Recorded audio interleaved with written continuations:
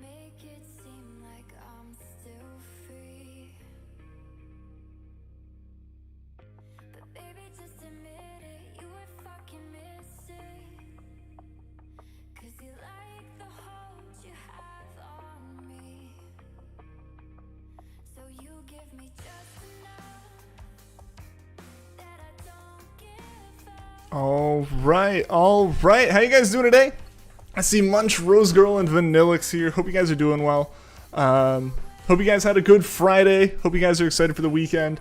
I'm excited, largely just because we're actually hunting something other than Duskull. We're still in the same place, but it's something other than Duskull. You're having a great day. Hey, that's awesome, Munch. That's awesome to hear.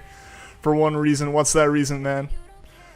And Rose Girl, 25 EV eggs via Ditto method, and still nothing? That's all good, though. That 25 is not bad. Try and take your time.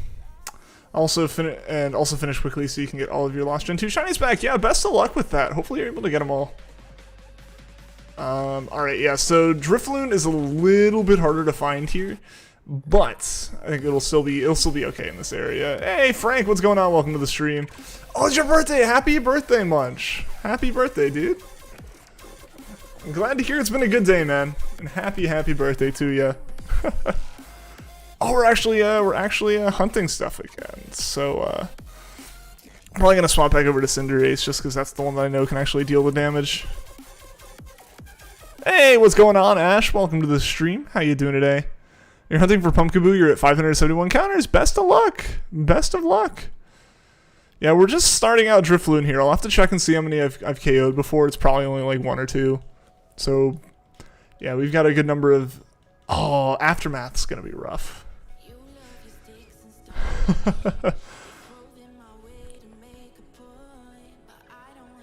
Yeah, that's gonna be interesting. That's gonna be interesting to deal with. Not that. Yeah, this is not something I was expecting to deal with. Nope, not that. I was playing some All-Star Brawl. Nice, how's that going? It seems like I've heard positive things about that.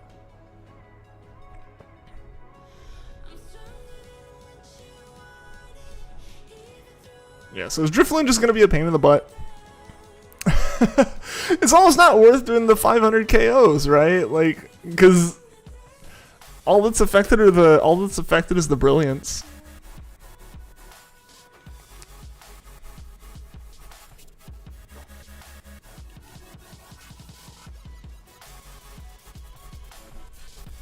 Hey, what's going on, Shy? Welcome to the stream. Practicing your new main. What's your main, Munch? At least when Gen 2 breeding's done, you can peacefully fully enjoy the easy and fast Gen 7 breeding. True. How many shinies are you trying to reclaim, Rose Girl? Because I know it was when you transferred your DS's, it didn't transfer the save over. Cat Dog, really? Old Main versus SpongeBob. Ah. I'd love to stick, but you got to do some history homework. All right, Shy. Well, good luck with the homework. Study hard. Do well on it. Hey, what's going on, Cinder? Balloon time, indeed. Hope you're doing well, Cinder. Doing great. Got a shiny Zacian code from GameStop, and you're ready to enter the code in your Pokemon Shield version. Nice. Yeah, I got the code too. I just I was like going to. I had to stop by a couple stores at lunch today to get some things for the house, and. I was like, yeah, I'll stop at a GameStop because it'd been about a month since I had asked them about like their status on like pre-orders and everything, and their answer is still we don't know and we won't know until like a week or two before it comes out. He seemed almost nervous to say that, like he's probably a lot of people be like, what do you mean you don't know? And I'm like, I get it. Yeah, so I had that, and I was there and I was like, oh yeah, they got the code, so I asked for both, but apparently I guess like. North American GameStops don't have the Zamazenta code right now, so I was like, ah, dang. Well, I guess I can't get that one in my can't get that in in Sword, so I gotta boot up my Shield game and then get that one. Still saving money so you can get a GameCube game and maybe a Wii game too. Nice. School's busy, but yeah, overall you're doing fine. Awesome. Ended up asking for another night off work, so you're down to 2 nights a week. Hey, school's important. Definitely need the time for that. Let me know when you're feeling the dent in your amount of spending money. I understand. I understand. Espeon, Umbreon, Jigglypuff, Wigglytuff, Pidgey, Pidgeot, and Gramble, and Silver, and Crystal, and Drowsy, and Silver. Ah, I see. You've got a lot. Abandon the Skull. We haven't abandoned the Skull. We found the shiny.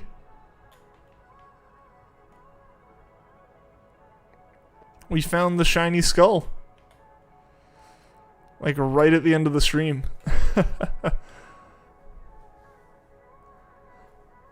Oh yeah. NHL 2003. Finally got some celebrations at GameStop. Got the code. That person in front of you got the last cards. No! Target pulled through the Pika figure box. That stinks that they like got the last code. Like the last card. You're a huge hockey guy and want to use your favorite team. Nice.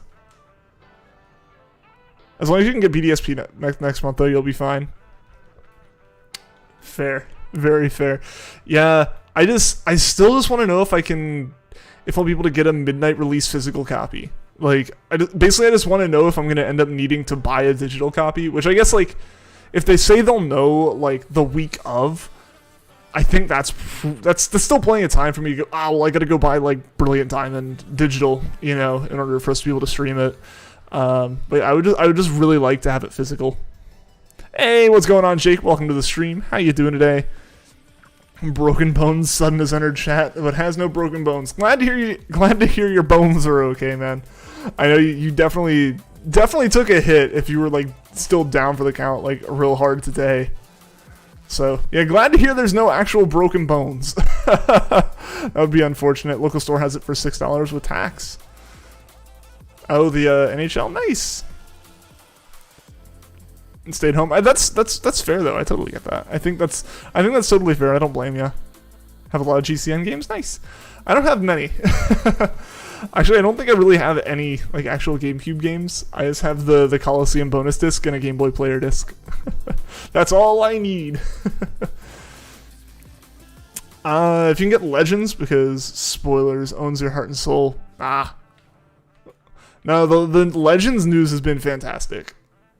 The Legends news has been great. If you're talking about the new like Zora and Zoroark forms, we've talked about those on stream. I appreciate like the spoiler tagging it, but I feel like with this kind of information, I've just kind of been as far as the spoilers go. Whew, we have like one more Aftermath Drifloon in us before we're gonna have to go heal. Silver Beldum, what's going on? Welcome to the stream. Won a Bed Wars match somehow, although you only had 3 people and 1 went AFK. Satisfying win. Hey, congrats on the win. Doing good because you got your dust goal today. Hey, congrats, Jake. That's awesome. That is awesome. Wasn't sure you weren't here yesterday. Yeah. You're all good. You're all good. As we get closer to those games coming out, I tend to be a little bit more strict on spoilery stuff. But you know, stuff like why am I already forgetting the new Scyther form, Cleaver, right? Like that was announced far enough in advance. The Zoroark things are far enough in advance. Like obviously at the end of the day, it's still like someone might really want to go in fresh, but like these are pretty big things, or like pretty big things in terms of like everyone's gonna know about it. Pokemon Company's clearly putting it out there. Story stuff tends to be the thing I'm a little bit more like hush hush on. But yeah, these initial trailers are a bit different. I love the new Zoroark. I'm in love. They look so good. They're great. I'm excited for them. I'm gonna ask your mom to take you to get it. See if you can get it loose, and if not, ask her to buy and pay her when you get the money. Nice. Only gonna have 1/2 Spooky Month shinies, and everyone else has like 10, or 1 to 2 Spooky Month shinies. Everyone has like 10. I feel that, Frank. I feel that. If this Drifloon goes anything like Duskull, that's the same. I will be in the same situation. It's like I will have a Drifloon hunt on Halloween that we started on the 22nd, which was the like second hunt we started after starting the first one on the 5th. So yeah, I'm really hoping Drifloon ends up being like a 1 or 2 day hunt, and that's it. One thing you're looking forward to after reclaiming everyone is taking either the morning or day off the next day. Don't have work to binge some childhood movies after the stressful time. Gotta relax from your video game playing. How you know you're a serious gamer, right? When like you need to take a break from the video games and like take a day off to relax.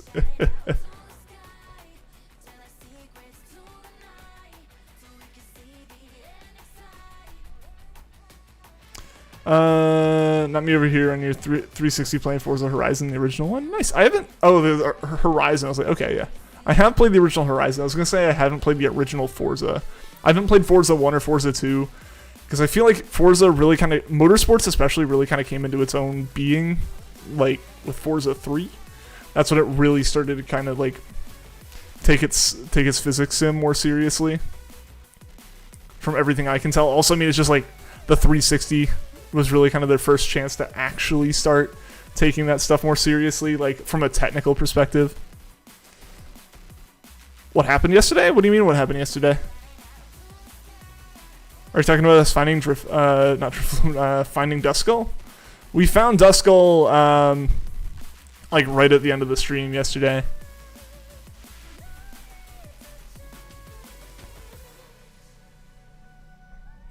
Yeah, it really held out on us. But no, that was honestly one of the most intense shiny reactions I've had in a while for multiple reasons. One just being like I was so relieved to have found it. And the other one just being that like I don't have neighbors to worry about like being loud around. Like that's kind of been a thing with shinies like for the past, I guess, like 2 years. It was like if I found anything on stream or just in general like on stream, I couldn't be like loud in any way because like I've said, I was talking to a wall that I shared with neighbors, and it's like I don't want to be like screaming at like 9 o'clock at night, and then have to explain like have to explain what shiny hunting is, and like I swear this is important. I swear this is a valid reason. This balloon is yellow. You don't understand. That's something for me to like yell about. I used a Master Ball on your Duskull because he harmed himself and didn't want to risk it. That's totally fair, Jake. That's why I have Seeking. Sitting at the front of my party usually. We don't have it right now. Oh, I didn't mean for that to evolve, actually. Yeah. Let's move Duskull out of the party. I kind of forgot he was in there.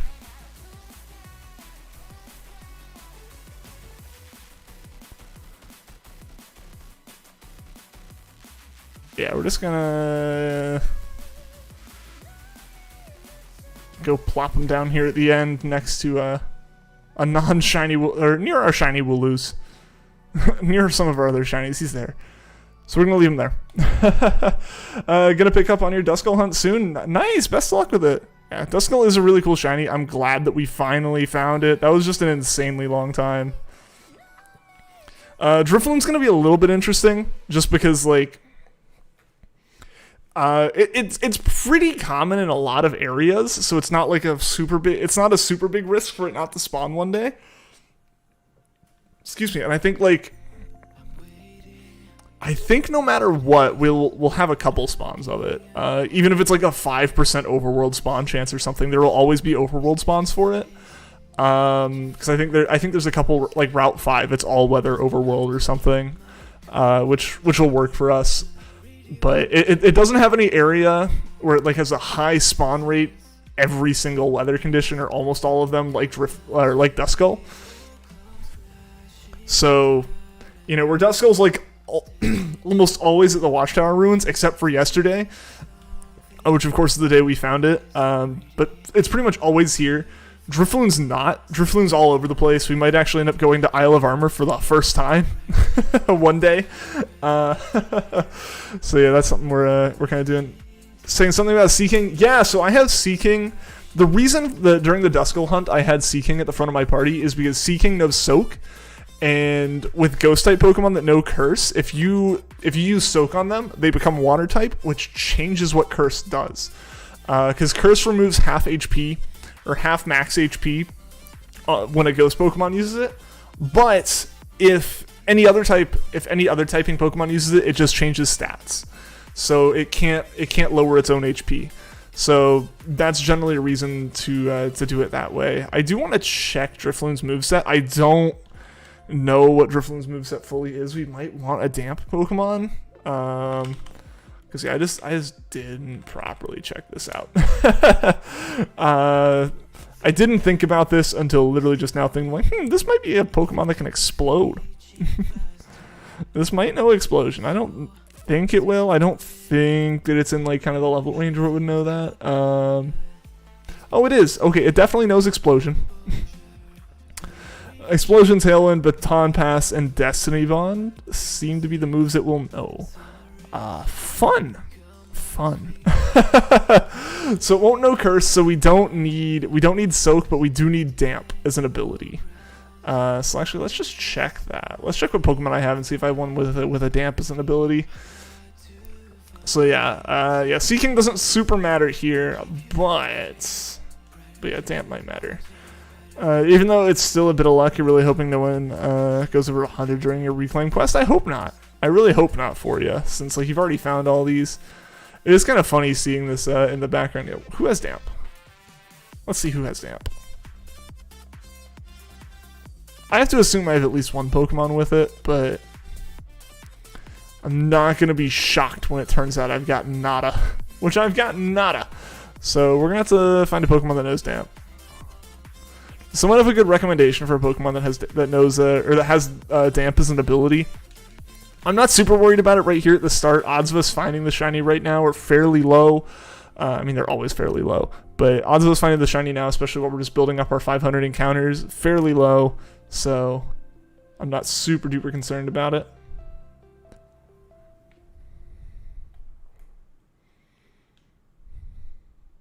Quagsire? Get ourselves a Bunsen for it.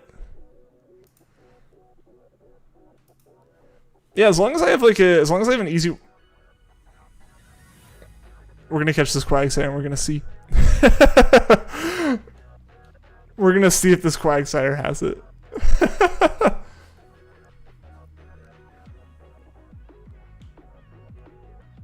Right, come on, buddy. That'd be fantastic if this was it. You're gonna start epic your Disco Hunt right now. Gonna be in stream though. All right. Yeah, best of luck with your hunt. That would have been great if we just one throw caught it. Congrats on Duskull. Thank you, Malik. I appreciate it. Yeah, we're gonna have to go heal again immediately, but there's a chance Quagsire has Damp, and it'd be kind of hilarious if it's like I need a Pokemon with Damp, and I just immediately come across one. There we go. All right, let's check. Yeah, because if it has Damp, then nice.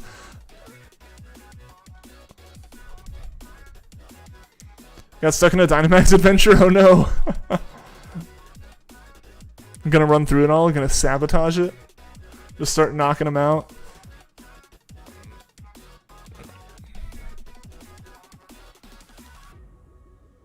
No, it doesn't have Damp as an ability. Oh well.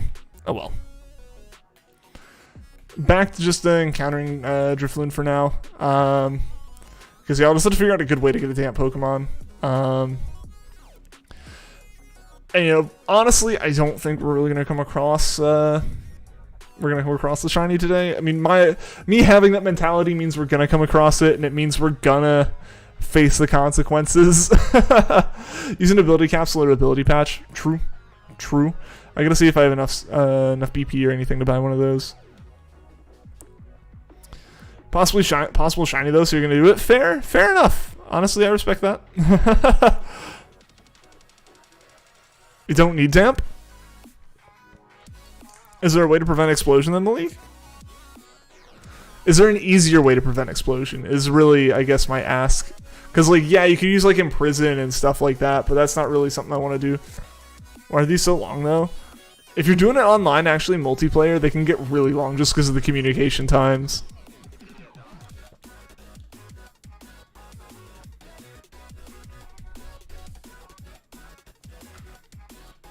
Get a Drifloon and get Imprison that have explosions as a move. Yeah, like, that's the thing. Like, there's that, or there's pop an ability capsule on a Quagsire. Don't have online at the moment. Yeah, I guess you can't really change it mid-battle, but I would say, like, if you could change, like, your settings. If you could change your, what am I trying to say? If you could change, like, your game settings so that, like, you had no, like, battle animations and stuff, you can fly through it with AI.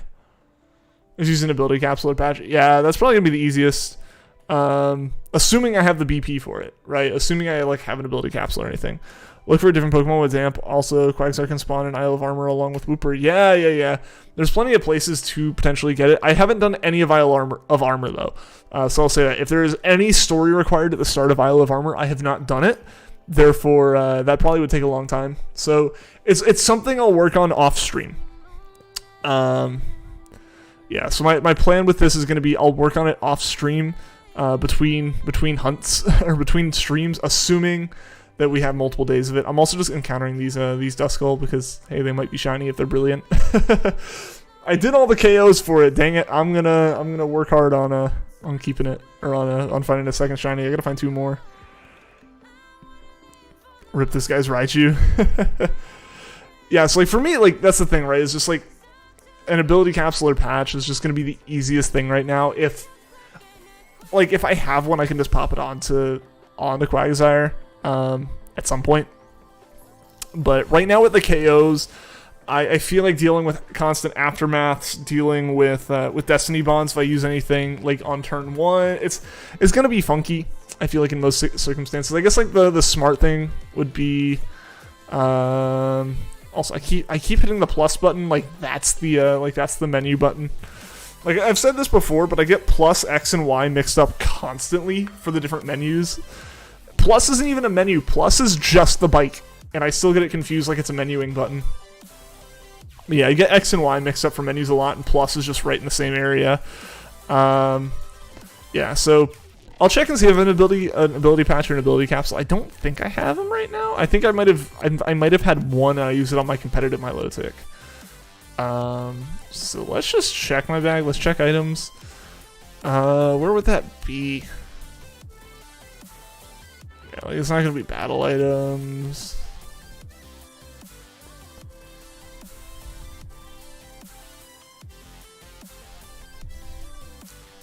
Yeah, I just don't think I'm gonna have one.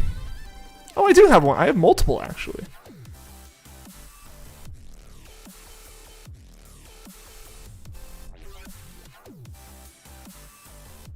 There we go. All right, we're set up now.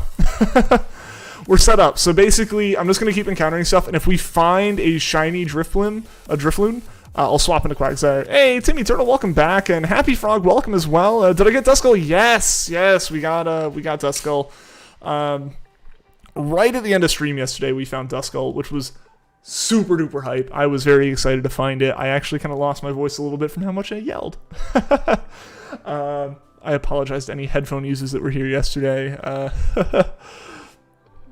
I think I yelled a bit louder than I usually do because I was not in an apartment. I am living in my own place, so I can be as loud as I want when I find a shiny. Also, thank you to everyone who's left a like on the stream so far. I really, really appreciate it. Helps out a lot. Got slammed by Malamar. Oof. Rip Raichu. Rip Cinderace. Maybe Daff, you sue me. Go ahead. What are you gonna do? Win? Please don't. Alright. That's not what I wanted to hit. Yeah, let's fly up to Motostoke.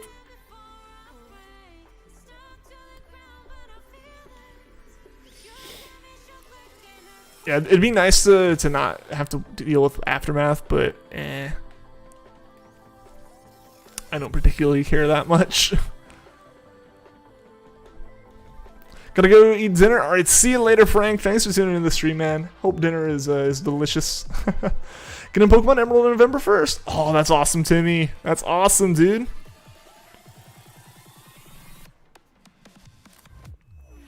Emerald's such a fun game. If it wasn't for the number of hours I put into Sun shiny hunting, Emerald would be my favorite game. Just because it's like the one I have the most nostalgia with from when I was a kid. Playing Blazing Emerald, this is your team. Thunder the Luxio, Blaze the Hoenn-formed Dreepy, Mock the Ledian, Drake the Hoenn-formed Dunsparce. I guess they made Hoenn-forms for some Pokemon? That's interesting.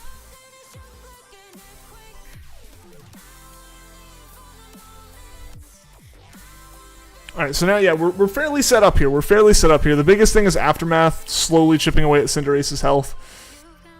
But I think at this point we've effectively made it where Drifloon can't hurt us when we swap into Quagsire. I think its only damaging move it has right now, or it's just straight damaging move it has right now, will be Explosion, which it can't use against a damp Pokemon,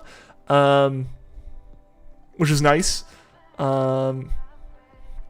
Then because its other stuff is Destiny Bond and stuff like that, which obviously does a lot of damage if you KO it, but we're either one-hitting it or it'll be a shiny, either we're one-hitting it, running away, or catching it. So I don't foresee Destiny Bond having too much of an effect on us.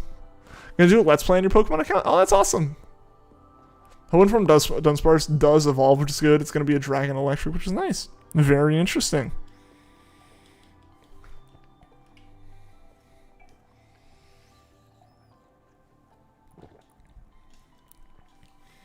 Yeah, so we're just going to deal with Aftermath a little bit. It's not fantastic, but it's better than dealing with Destiny Bond. Having to deal with Destiny Bond in a situation where it's, not, we're not one-hitting it. Gotta see your loud scream, then. Hope you have 500k, you're winning the lawsuit. That's a lot of money. Man, I'm just trying to save for a go-kart.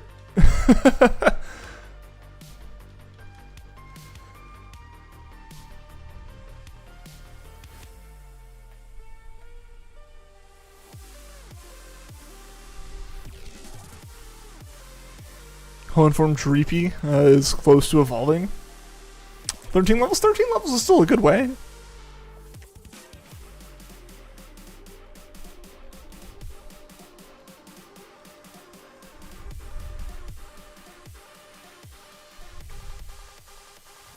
If we get a run here of I almost said Dreepy of Drifloon that aren't Aftermath, that'd be fantastic. So I don't have to go heal again immediately.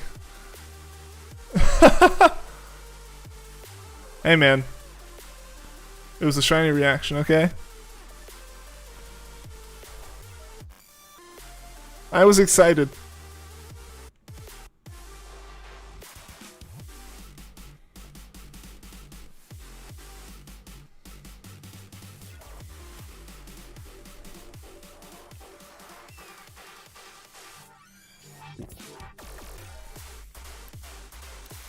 Fire Dragon and Hoenn form Dunsparce evolves at level 40. Okay, cool. Yeah, I've never played any ROM hacks like that that add new Pokemon in or change their forms and stuff. I really haven't played all that many ROM hacks in general. It just never was really a thing that interested me. And turn your headphones so far down. Yeah.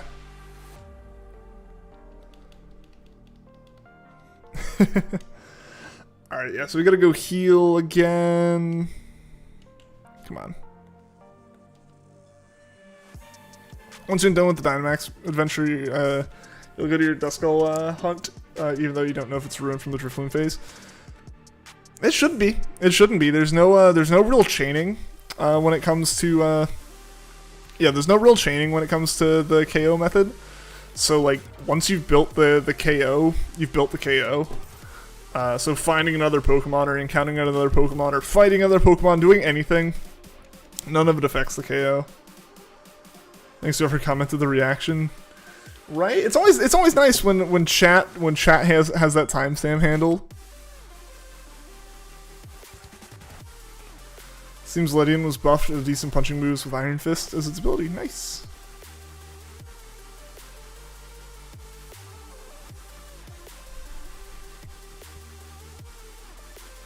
Got in 220 encounters.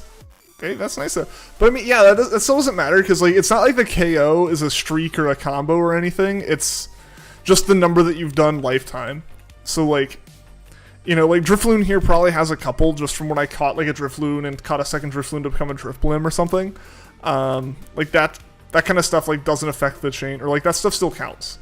So so I caught them initially when I came through the wild area, and I still have them. Apparently Nintendo might not add the N64 games to online, and they might know if they'll still have Sega games either.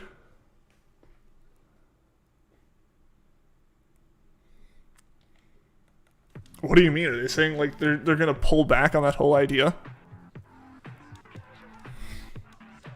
It'd be kind of dumb of them. But at the same time, it's Nintendo, so I wouldn't be super surprised. I have to imagine that they're a little bit shocked by the community reaction to the cost. They're like, what do you mean? You've wanted these and you don't want to pay more? And it's like, yeah, because, again, like I stated yesterday, they're approaching the price of Xbox Live and PlayStation Now, and like those with Game Pass, like, it's approaching those prices. Like, sure, it's an online service with a solid catalog of games included as part of the subscription. But I think I don't think they realize that people are going to be paying are willing to pay more to play new games than old games. Like your online service has to come with the ability to play like current games. Like you have to be able to play Pokemon, you have to be able to play Mario Odyssey, you have to be able to play Breath of the Wild. You know, like you have to be able to play like actual Switch games with that subscription cost, not just now you have access to some virtual console stuff. It's like no. This doesn't work that way.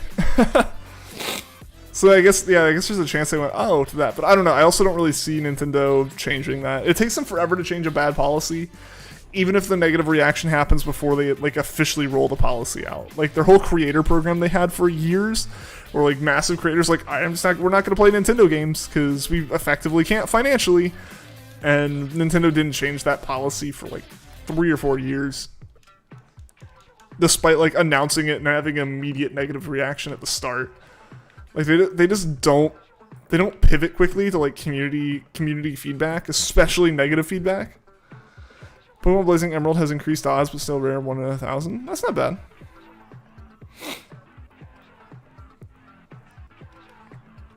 No shinies from the Dynamax, rip. There's an article on it right now, but it's probably not confirmed. Yeah, I doubt it's confirmed. It'd be interesting to read that and see. Because yeah, I mean, there's still plenty of people who are like, oh boy, I can play these games. That's not the bad price. Like, as long as I get enough people who are okay with it, they're fine, right? But I guess maybe the reaction's strong enough that they're like, oh, we don't have enough people to buy this. Like, if you, especially with like an increased price on top of like the existing service, like, there are plenty of people who just casually play Nintendo games and just want to be able to play like Pokemon online, or they just want to be able to play Smash with their friends. Like they're not like super duper hardcore Nintendo people. They just have a Switch and have the games for it, and will pay for online because they want to do like online stuff. But those aren't the people who are going to pay more to get N64 games, right? So I feel like the community that is the passionate community that is freaking out about this was their target community, right? That was their target demographic was, do you care about Nintendo? Yes. Well, if you care about this, you're probably going to be the ones upset about it, which also means you were the ones they were targeting to try to sell this to. So I imagine they're probably like, let's rework this. And like, they might be like, let's try to rework this. I don't know. It'd be interesting to, read the article and see what their sources and stuff are. Never gotten a shiny out of a Dynamax adventure. The odds are good, being 1 in 100 if you have the charm. It's like 1 in 25 for like 1 out of 25 raids should give you some form of a shiny. But you go double odds, that's 50 raids, and that's several hours. So I get it. I get it. Where like the odds seem really good, it's just it takes so long to do a hunt. Hey, what's going on, username? Yeah, we got Duskull yesterday. We got Duskull right at the end of stream yesterday.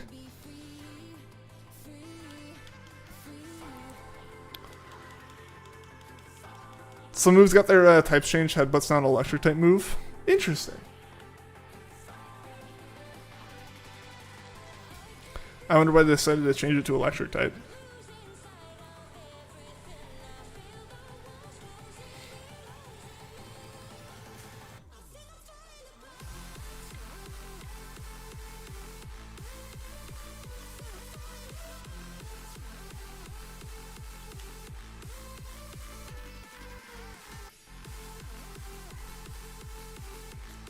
Only 25 Dynamax adventures with nothing? Rip.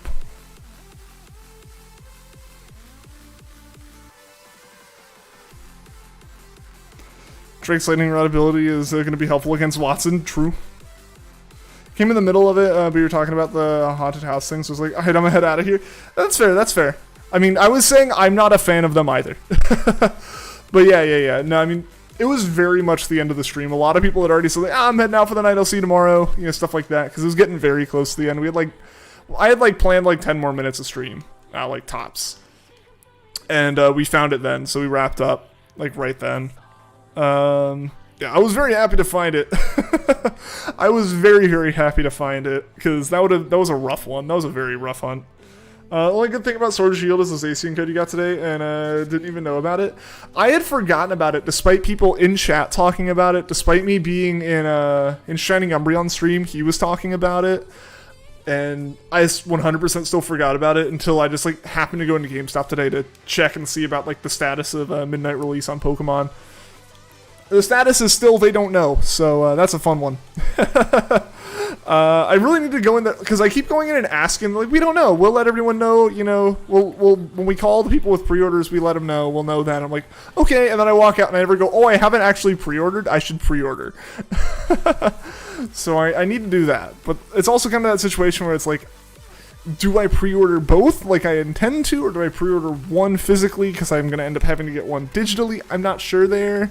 You know, figuring that out's a little bit interesting. Granted, there's also a solid chance I just show up at midnight, assuming it happens, and get it.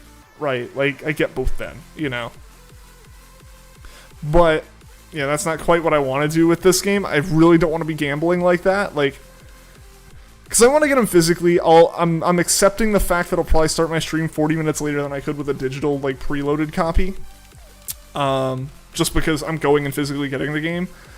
But I also but, you know, if I can't get it then, I don't want to go out, then come back, have to buy it, have to download it, because that'll end up taking even longer.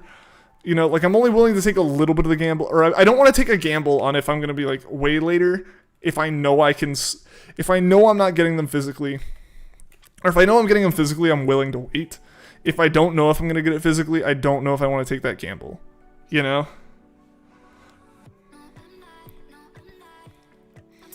Because, I live pretty close to the GameStop I'd be going to, so, the time to get there's probably about 10 minutes, so the time to get back's about 10 minutes. It's just whatever the, length of the process is of actually getting it once the, you know, release happens at midnight. So that's what I need to figure out. So I really just need to go back in, this weekend and be like, I've come in twice asking about this pre-order, but I'm just gonna go ahead and do the pre-order, you know? So confused yesterday. Confused about what?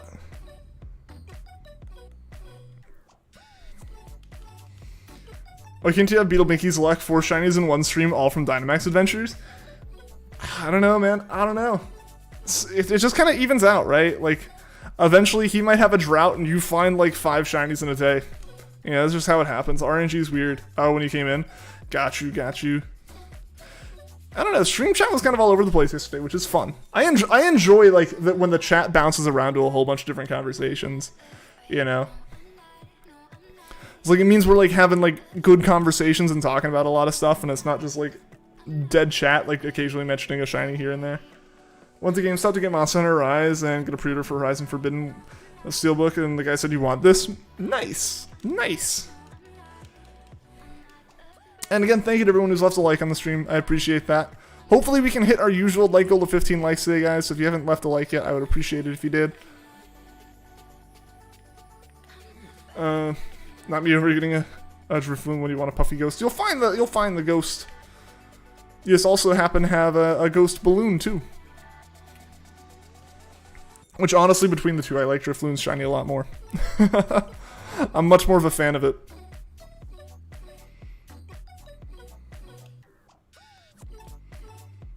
It's 10 people walking GameStop, ask about Pokemon 25 Celebration, $100 special box. Jesus. Card game stuff's crazy, man. Not before Spooky Season's over. I hope we get it before Spooky Season ends. I'm really hoping to get a few more before that happens.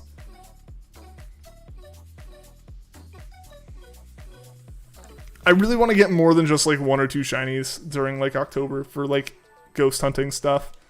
So I actually have a little bit of something to make as far as a video of hey, here's the highlights of what we found.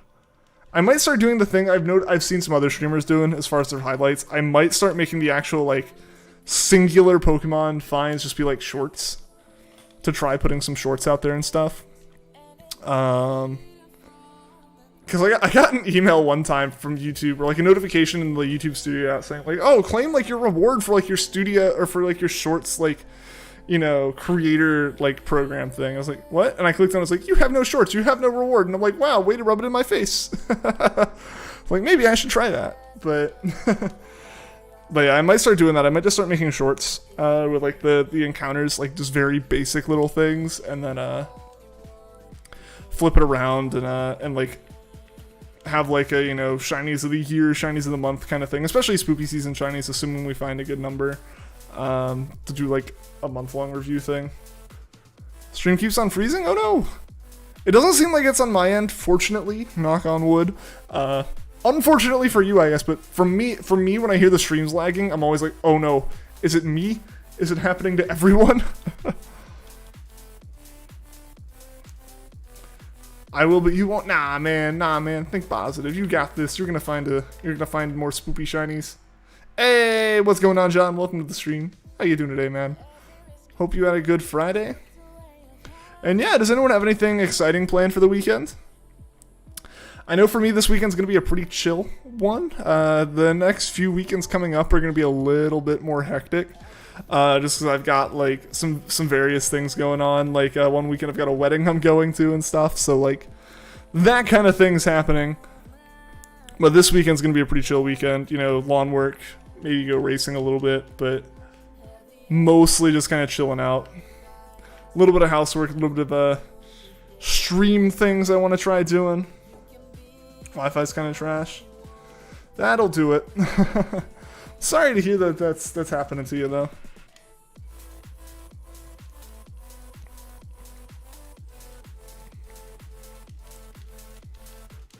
Alright, come on. Ah, dang it, I was really hoping Aftermath wouldn't hit us. There goes Cinderace. We gotta go heal again. Monster Hunter Inktober and maybe make a video. Nice! Nice! Would love to see a video, man. Gonna go for now. Alright, see you later, username. Thanks for tuning into the stream. Hope to see you again soon.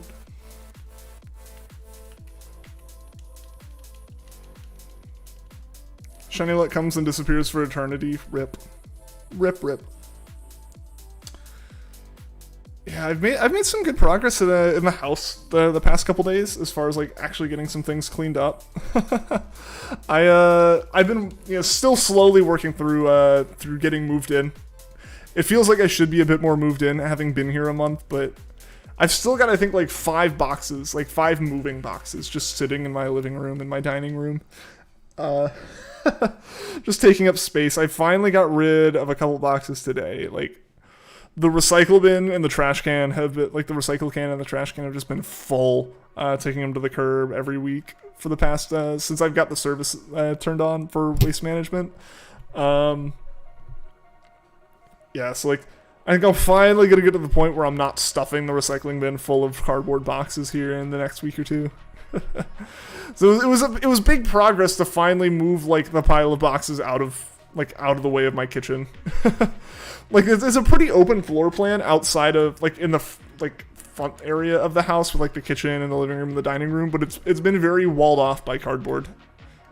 As far as like I effectively had like a hallway to like my laundry room and a hallway to like the kitchen just because I had so many boxes and like a table sitting in there. Possible floopy ghost, but probably not. You'll find it, man. You'll find it. I believe in you. Even if the RNG does not.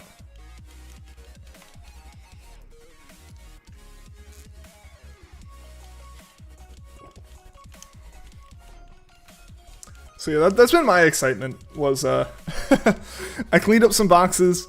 I also got a rake when my parents' house was getting cleaned out. They had like a rake that no one was going to take anywhere. It was just going to get thrown away or just left at the house for the new owners. And like, I was like, I need a rake. And I just took it and it has been the best thing.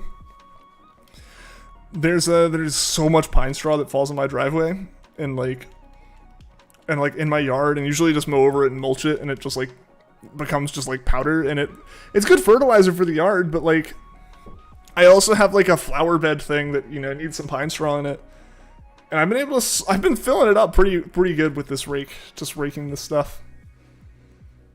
You know, just simply like, you know, I was gonna say homeowner, I'm not a homeowner, but like living in a house things and like yard maintenance stuff.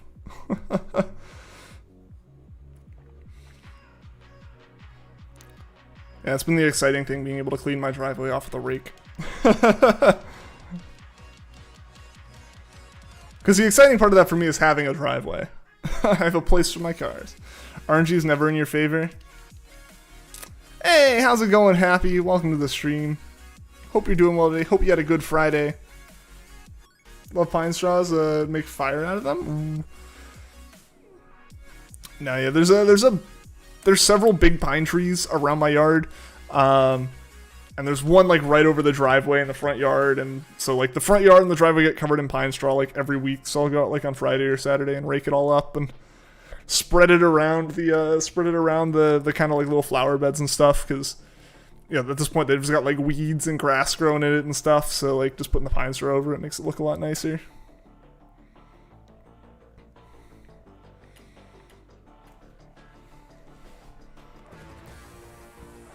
New member of your Blazing Emerald team, Moon the Hoenn form, Teddy Ursa. Nice.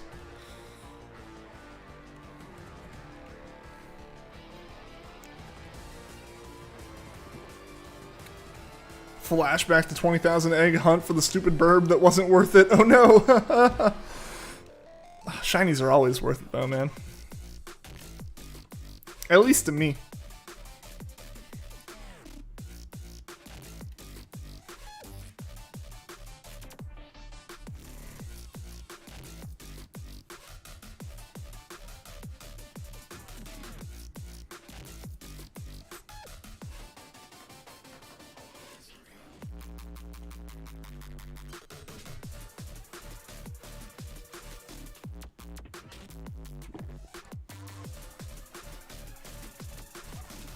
Normal fire with Q-Charm based on Moonbear. Nice. Was Regice worth it? You got me there, one. You got me there. You got me there. That one tested my sanity and my patience way more than I would have liked. Really worth it for a picky pack? Absolutely.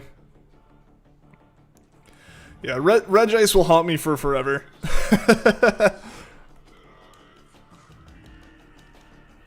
That shouldn't have taken that many encounters. 6 times odds when odds was 1 in 1,300. Ridiculous.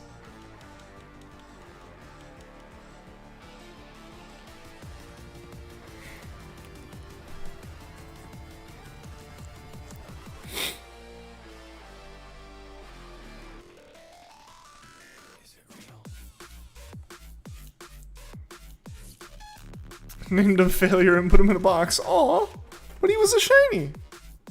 He wasn't the failure, all the other ones were. Granted, it's not like I do any real different. I just basically put all my shinies in a box too. I just don't name them failure. That's where we differ. I'm still just encountering the brilliant Duskulls we come across. Just in case any of them are shiny, because I need 3 of them as shinies.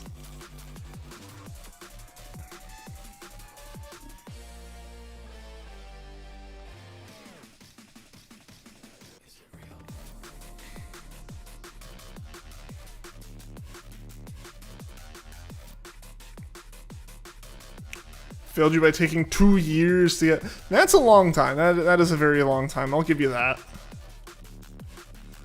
Just super late. Super late.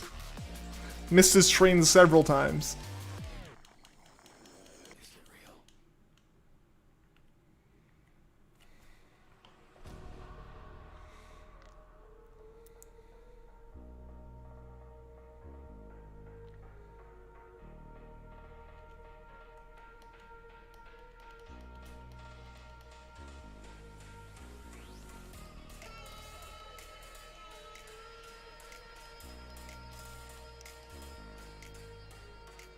Soon enough time for your Manaphy. Yeah, my Manaphy's still going. That one, I just had to pause on that. There was no way I was going to do that. I just had to stop that for a while. I was like, yeah, that's not working for me, you know?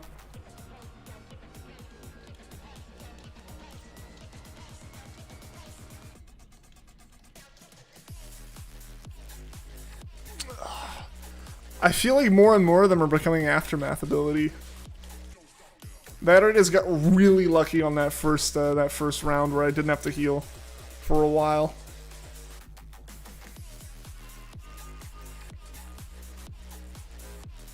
Sanity is going with this Duskull. How long is the Manaphion taking? I only did like 7 streams of it or something like that. Like something very minimal in terms of my number of streams. Like maybe 10 or something like that. And then I just put it on hold. And I did that like 2018. So it's been a long time. It didn't end up being as interesting as I expected it to be, is honestly what happened. And so I just kind of went, eh. Recommend doing 5 a day for Manaphy. Honestly, that's not a terrible idea. One, like start streams with Manaphy and then swap over or something. Yeah, it's just a problem with those streams where it's like, I can tell it's not really a fun time for chat either, right? Like, it's a very slow hunt. It has a slightly higher encounter rate than Jirachi, I want to say. Generally, you can do about 20 a stream instead of Jirachi's 15 with really good movement. So, like, in theory, it should be a lot better. But Jirachi has an encounter every, 6 to 10 minutes. Whereas Manaphy has 10 encounters every hour. Which is the same amount of time per encounter. It's just, there's an hour of no encounters, and then there's like 10 steps apart.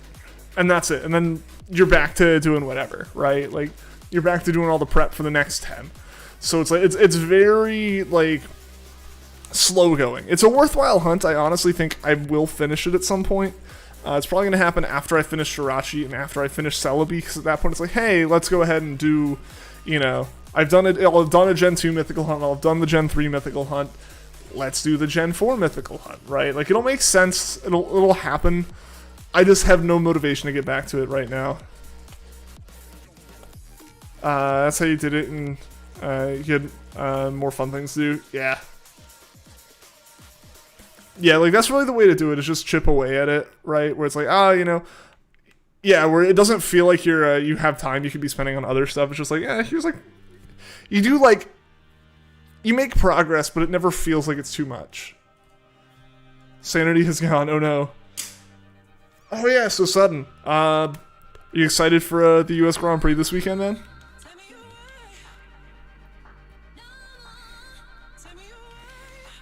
It's been very interesting already today watching the practice sessions and just totally forgetting about FP1 until it was halfway over, because I've been so used to the past few races being in like Eastern Europe, or yeah, they've been in Eastern Europe. It was in Turkey, it was in Russia, so it was like very Eastern Europe. And so everything happened so early. I woke up. I was waking up early and it was already like halfway through FP2. But like today, I had my lunch break and I got back and realized like, oh yeah, like they're in the middle of the first practice.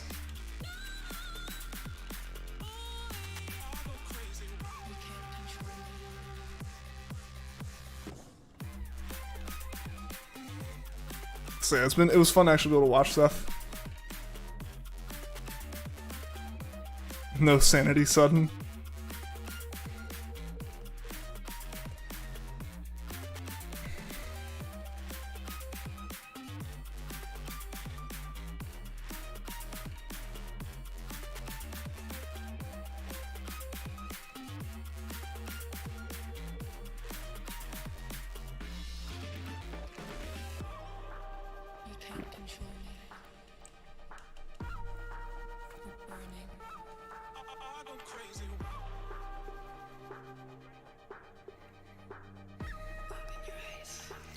I feel like I've gotten very lucky that the Pokemon that have always spawned at my feet have been the Pokemon I've been going for. I feel like that happened with Duskull, and now Drifloon's been the same way.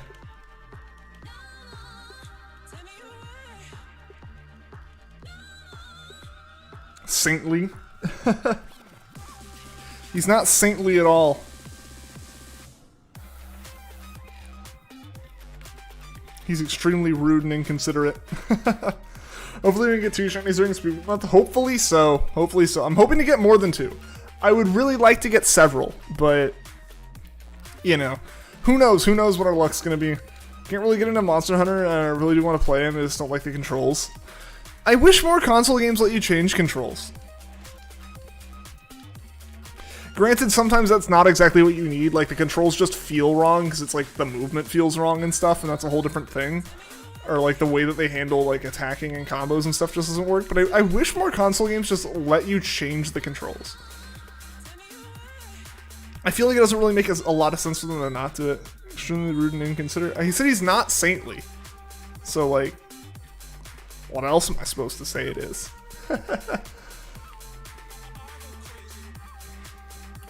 Hoping you can get 2 at least. I bet you will, man. I bet you will.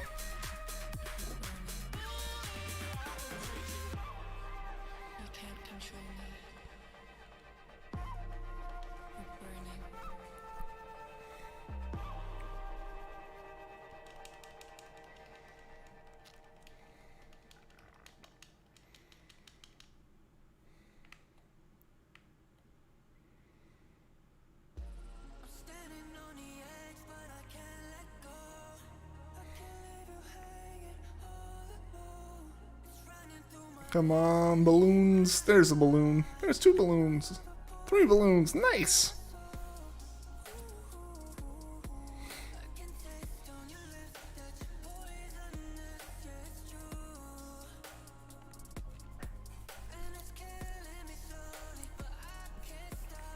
Man, my nose is itchy. Come on, Drifloon, stop using Aftermath. I don't need Aftermath.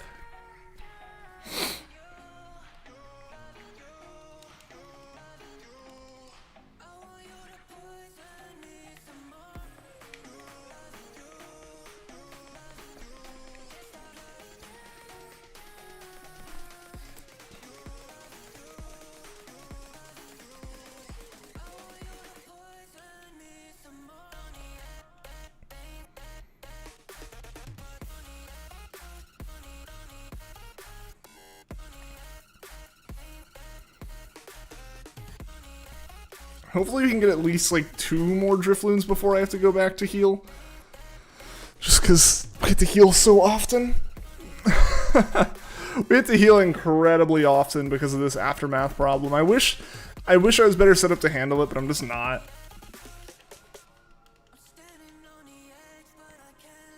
Ah, dang it. Balloony! Oh, what was that? What was that? Use special attacks? Does that prevent Aftermath from happening? I thought Aftermath was just when it got KO'd. What was Balloony from? I can't think of Balloony. I can think of like Bubble Buddy, but that was SpongeBob. What was Balloony? That's not an animated thing, right? Oh wait, yeah, no, Phineas and Ferb. All right, cool. I just like blanking. I know it's animated. I know what it was, but I just couldn't remember the characters that it was happening to. It's like, oh yeah, it's Doofenshmirtz. Floopy Ghost hates you. Probably seems like you're impatient, but you just want Floopy Ghost. I mean, how many encounters are you at this point, Sudden?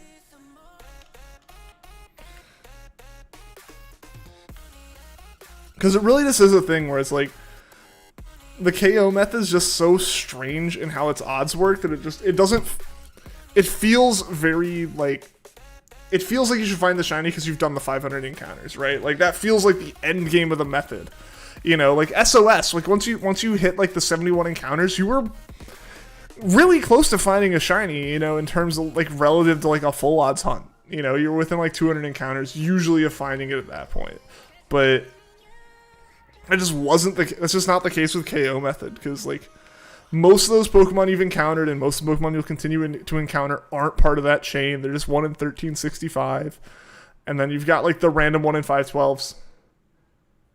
Aftermath only affects physical moves, you believe? Interesting.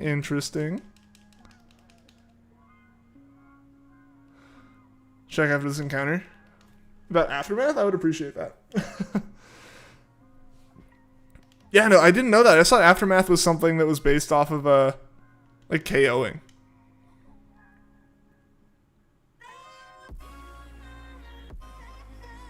I didn't think it applied mid-turn.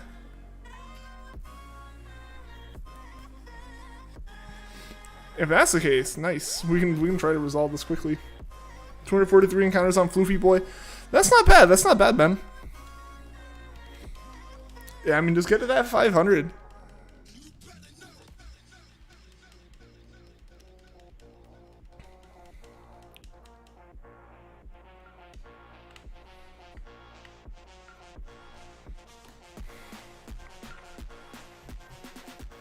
Oh, you were just checking out your encounters. Never mind. I realize what the check was for now.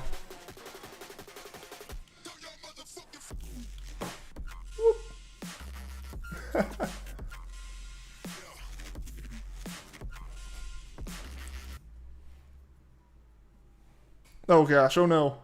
We're gonna have to switch playlists here. I tried hitting... Will that work? Yes, okay. So I tried changing playlists and yeah, just tried changing playlists, or like I had to change playlists because I was just trying to like skip to the next song, and like Monster Cat's entire page just became error codes. I'm like, uh-oh. Something's broken with some songs in that playlist, so we're just gonna move on. Back to a bit more chill. More chill of a playlist, a more chill sound. Don't have to check for that stuff. Darn. I mean, I'll check it at some point later. It's not a super duper big deal right now, honestly. Because it won't be a super big deal for long, is really the thing, right? Like, 500 encounters and then we're done with that. Unless we just get really lucky and find a shiny immediately, which would be even better. I would much prefer that over the over going all the way.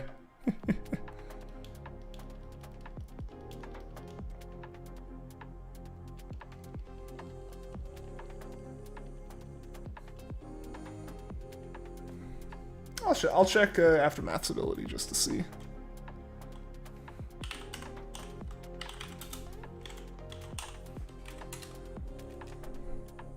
Aftermath ability. For move that makes contact. Okay. Okay. Yeah, so it's not necessarily I guess that is physical moves. At the end of the day, that is physical moves. But yeah, it's just moves that make contact. So I guess some special moves might do it, some physical moves might not, but definitely the move we're using is doing it. Yeah, Flame Charge, definitely a contact move.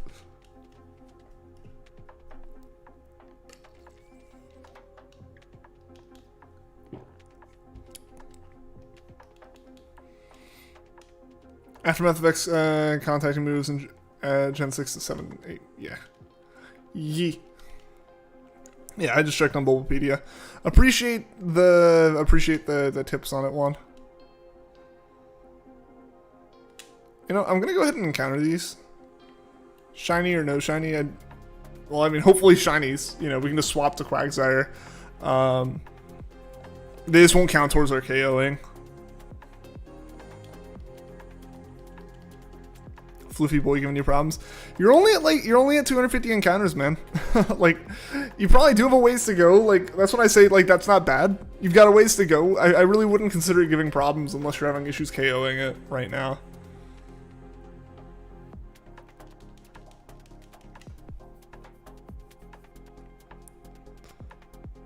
Oh no. See, Drifloon was giving us problems. Oh, yeah, appreciate it, man.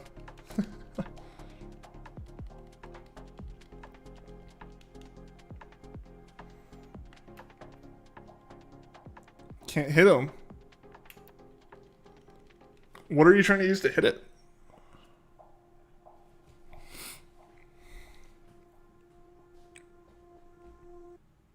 Hey, what's going on, gamers? Welcome to the stream, man. How you doing today? Oh yeah, gamers. What are you excited for the US Grand Prix this weekend, man? I am. Only here for a bit, just saying hi. Ah, got you, man. Got you.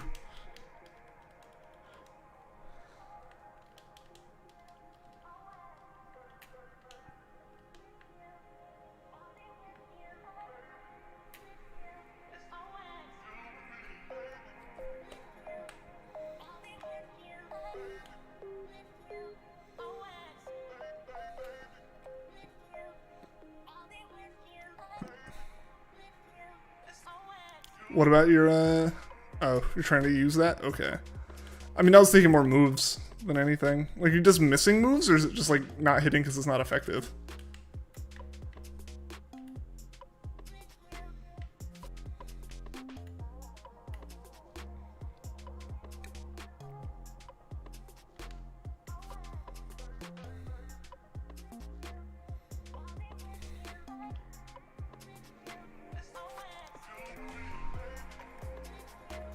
Just too speedy. Really?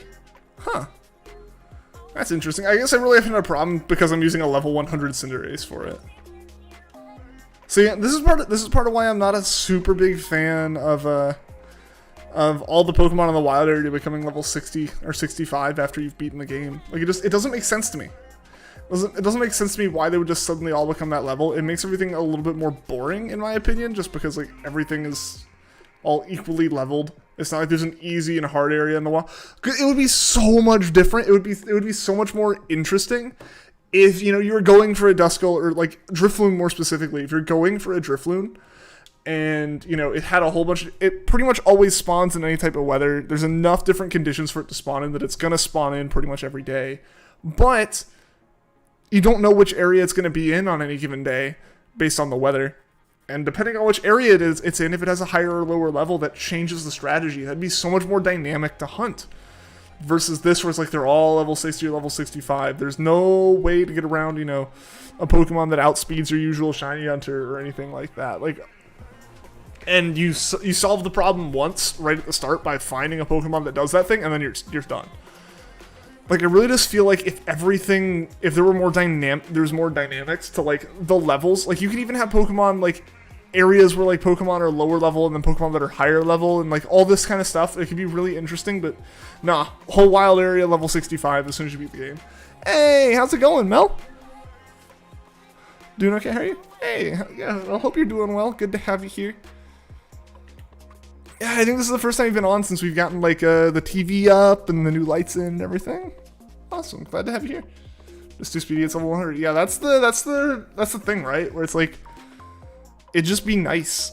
It'd be nice for it to be a little bit different. You can explain. Nah, you can explain. You can explain.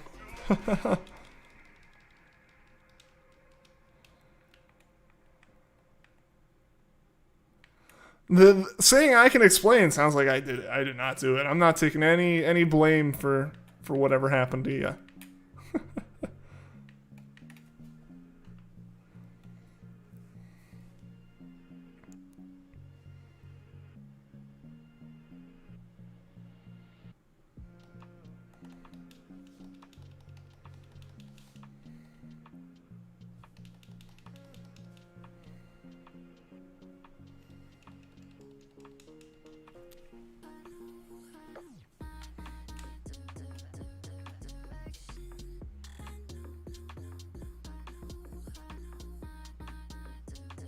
There we go. There's a Drifloon.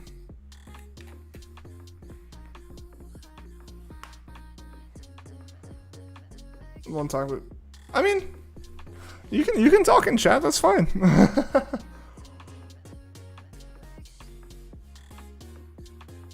Yeah, getting hit hard non-contact, especially when you're not expecting it, that's no fun.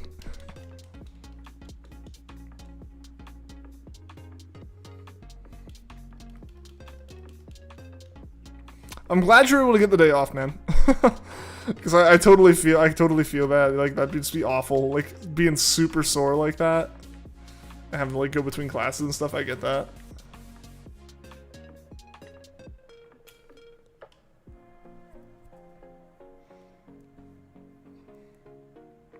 Yeah, absolutely good to get some rest for sure.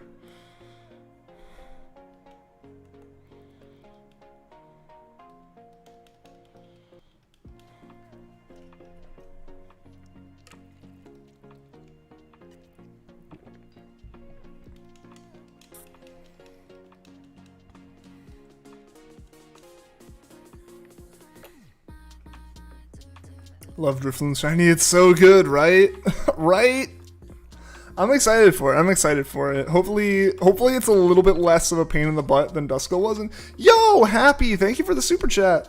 Lurking from work, so you won't be saying much. But your stream's keeping you sane. Awesome, by the way, if you haven't heard already. Thank you, Happy. I really appreciate it. Hype for Happy in chat, guys. Don't know hype. Thank you so much, Happy. I really appreciate it. I'm glad the stream's helping with work. Tried hunting it briefly in Diamond. Was it difficult to do with Poker Radar, given its like moveset and stuff? Hype, hype, hype. Yeah, there we go.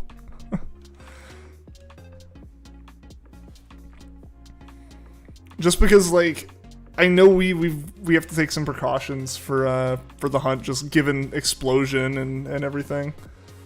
And there we go. There's Happy and Papam's super chat. Thank you again. I really appreciate that, Happy.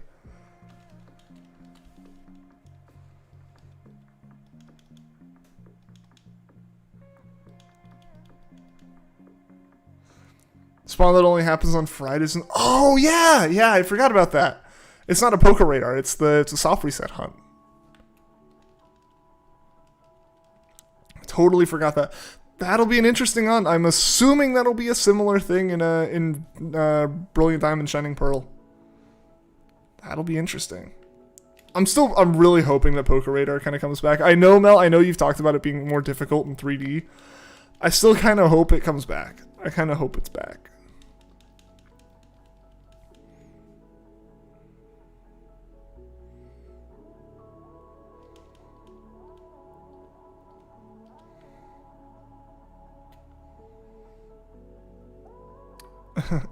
I'm a ditto. The quote, they got the shiny Duskull last night and stands truth to today also. Just a boneless blob. Right, the Pokemon can follow you in BDSP, now you feel like you need to get it. Oh yeah, they can! Yeah, because it sounds like Amity Park this time isn't the only place they can follow you. It's just like all of them can come out now there. So yeah. No, I'm still getting more and more excited for BDSP as we get closer and closer. Less than a month now until BDSP is here. I'm excited. I'm ready to just go hard at streams for it. I'm really looking forward to that. It's going to be an exciting time. I think there's going to be a lot of fun streams, a lot of fun content and stuff. When will it release? November 19th. I assume it'll release November 19th, so you'll be able to get it before us, Mel. I'm jealous.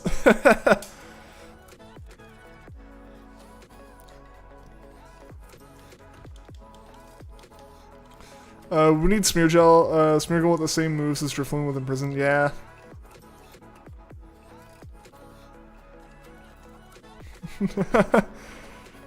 Perks of being in the land of the rising sun. Yeah. Get all the games earlier.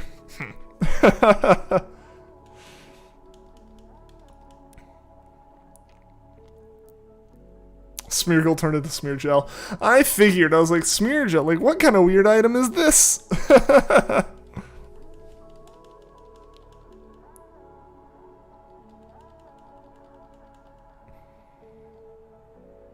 Hate autocorrect sometimes. I feel ya.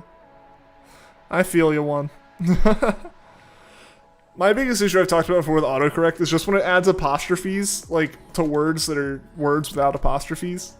Like turning were into weir and stuff like that, or ill into isle, and then it's like, oh, I'll correct this, and then like it just never, it like just like, no, I'm right, I don't care if every other word you typed around this makes this an impossible statement. 8th Brilliant Duskull. I wish that the Brilliants were more common just because that's the only thing affected by charm. Really need to clean day, but not motivated at all. It's a lazy Saturday morning, I gotcha, I getcha. Brilliant Diamond. It was in our face the whole time. We should have known what was coming.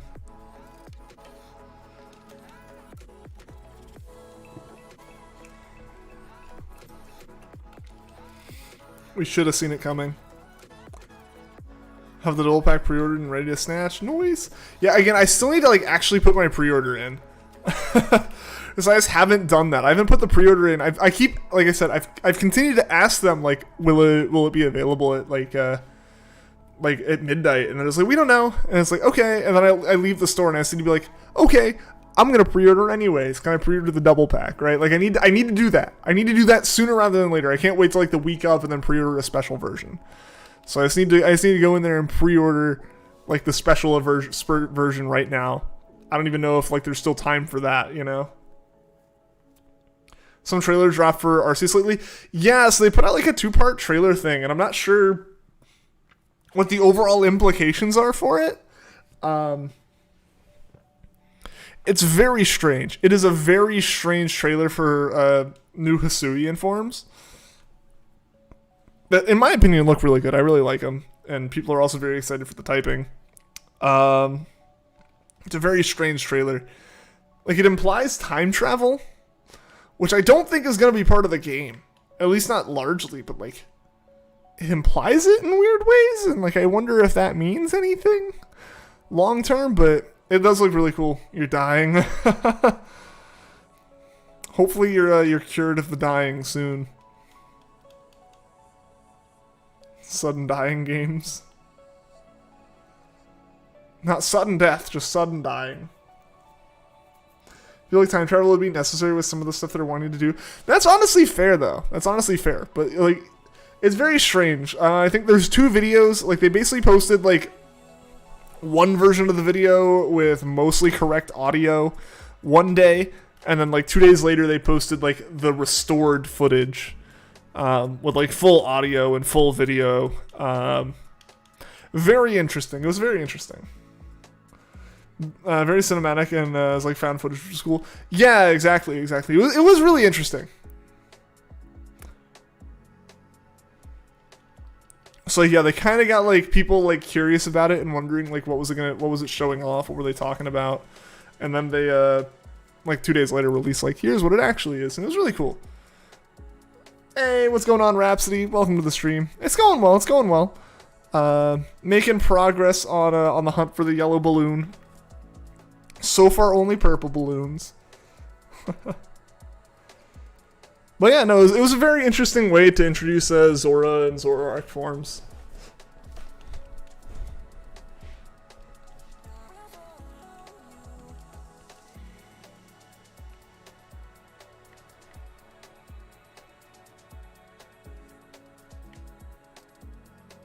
Ah, dang it. I only want to run into the brilliant Duskulls. I don't want to run into the normal ones. 256 Duskull. Gonna shine Drifloon from SOS. Nice. Yeah, I have a Drifloon and Drifloon in Sun. I think it's in Sun. I don't think it was a U Sun hunt. Yeah, I think I have them in Sun. I did them a long time ago. That was interesting. That was one of the more difficult ones to set up because again, explosion and everything like that. But I believe I have them there. They're definitely really cool Pokemon, and I'm happy to hunt them again in this game. Just because I'm not trading anything up. Hopefully it isn't even half as long as the last one. I hope so too, because even at half as long, it would still be over odds. I really would like this one to be under odds slightly. It doesn't need to be as far under odds as it was over odds or anything. I don't care about that. I just want it to be under odds. It could be 1 under odds, and I'd be happy.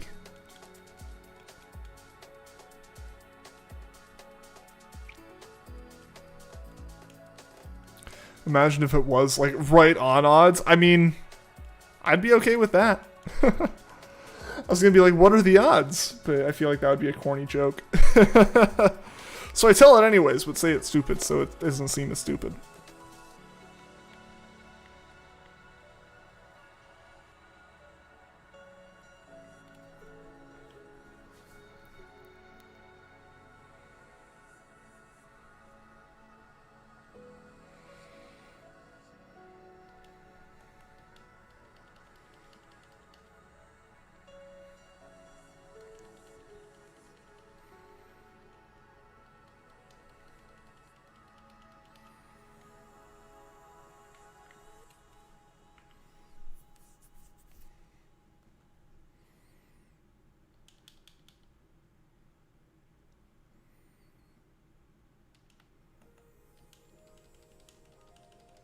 We're over 100 encounters though, so making some solid progress here. Probably going to be around like, yeah, 250 again or so at the end of the stream.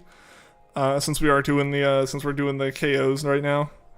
Because it really speeds up once we're not doing KOs, but while doing the KOs, it's a lot slower.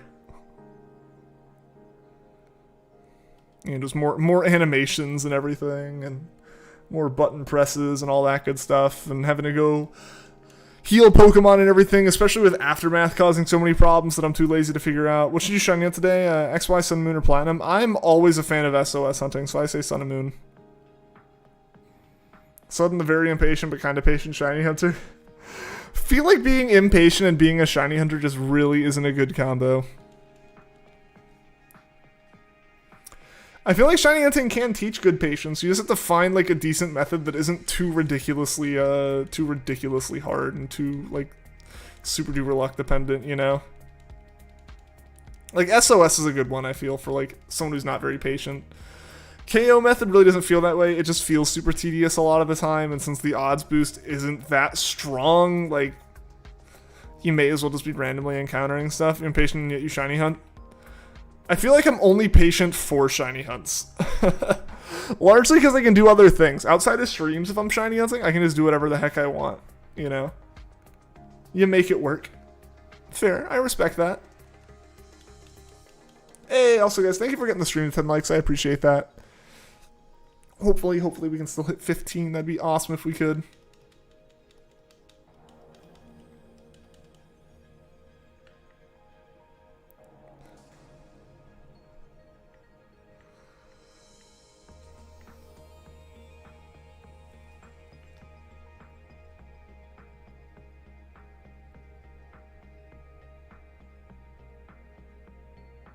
Special attacks? I know it's a solution.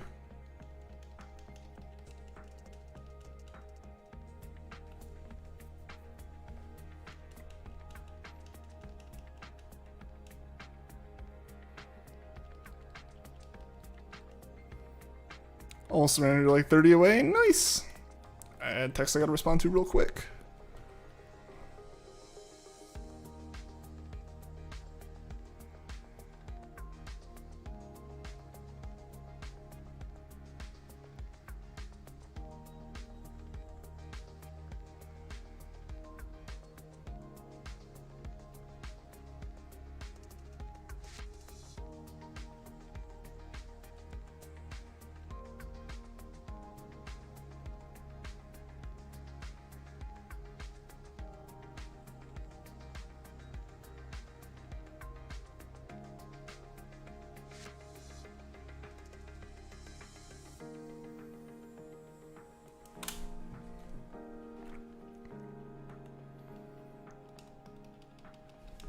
Yeah, so I definitely this is my own problem. I'm making the issue one. I know. I know I'm causing the problem that I'm complaining about, so I really can't be complaining about it.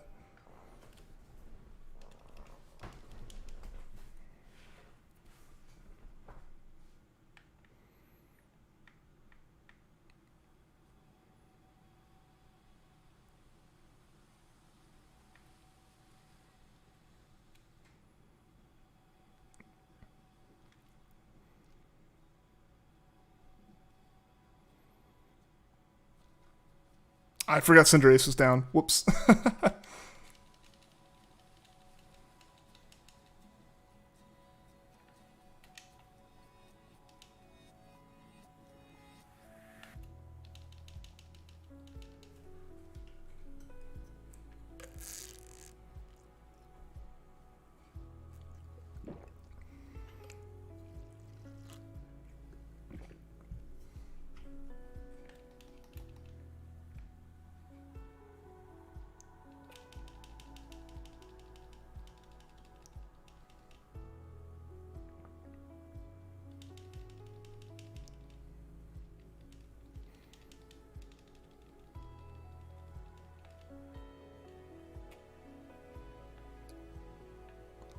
Who here is the move person?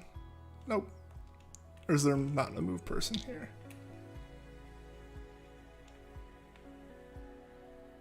Not there. Not one of those two people. And someone's probably yelling at me, slamming their head against the wall. They're like, no, it's this person, but oh well.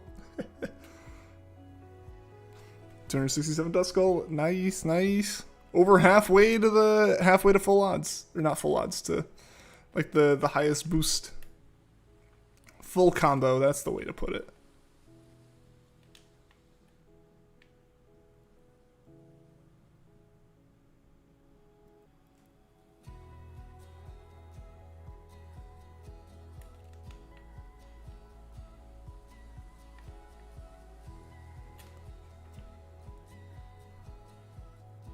The pen is touching the metal part of the pen? The ink is? Yeah, the ink, okay. Dude, I'm surprised that pen's held on, Juan. What was I doing? I was trying to find whoever teaches moves. I thought there was like a person who did that in every single one of them now. It's the guy on the left, isn't it?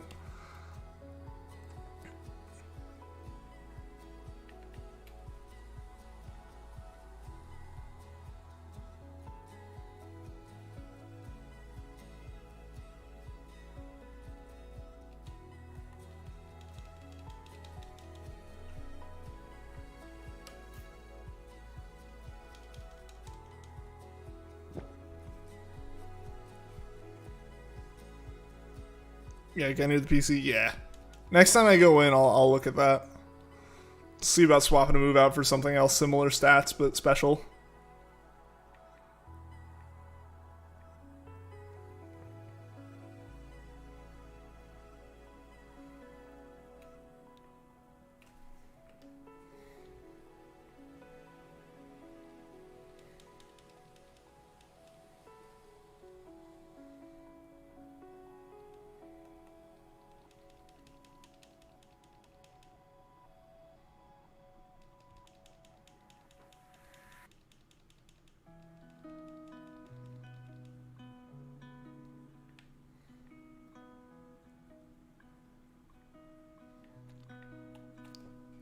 Don't know how you know that, but it's been a while since you haven't played Sword and Shield in a while. I mean, it's a thing you should remember. I really should have remembered it. Like, I've used him several times. I just straight up forgot. I think I was thinking more of like Sun and Moon, where like move deleter and stuff for like just off to the side random NPCs. They don't have like a counter.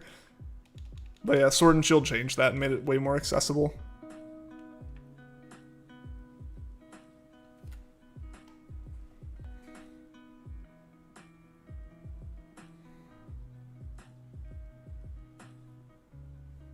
Floofy Ghost will be named Ian. I am honored.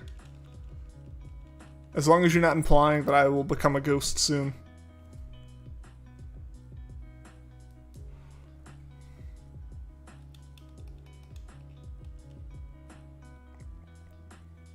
Think back to when the move tutor and the leader had their own house, right?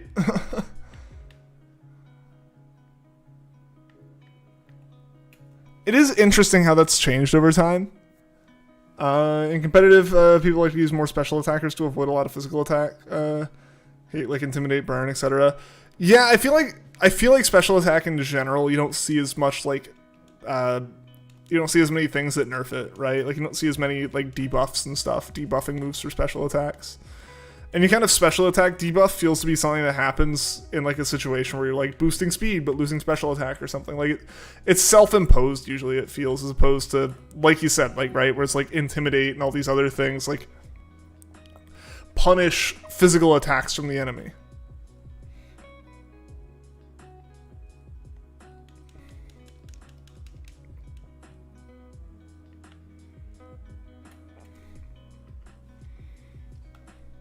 At least that's what it feels like. There's probably a lot of that, but I just don't pay attention to a lot of it since I don't do competitive.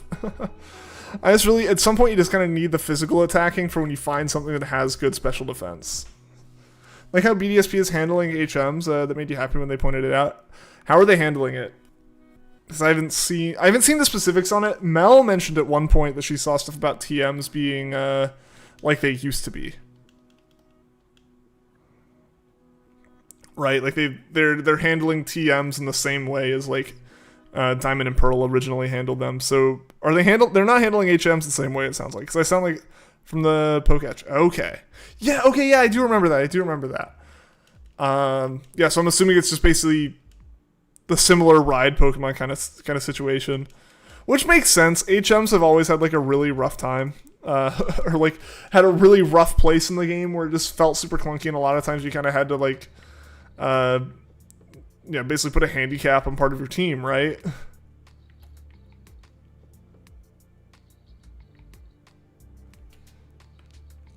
I had to dig around to find your 2DS, like original TM design, make you think about what moves you put on who. That's fair, yeah.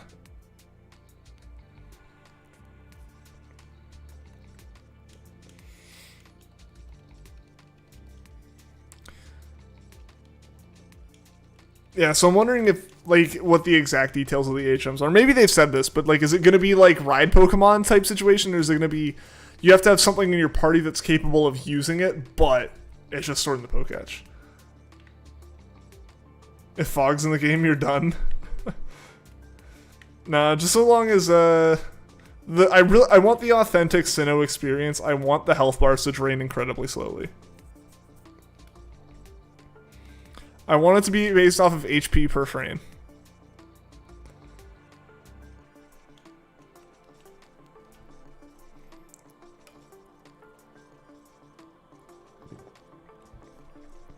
If one hit KOing a Blissey and then putting my controller down for the time it takes the health bar to go down doesn't put my Switch into sleep mode, I don't want to play this game.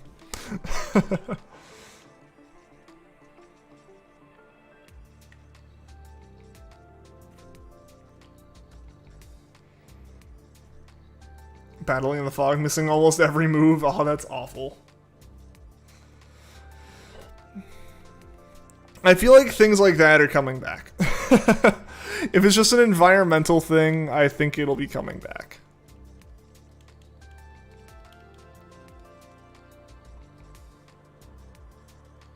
Everyone would play Diamond and Pearl at least once with Bidoof.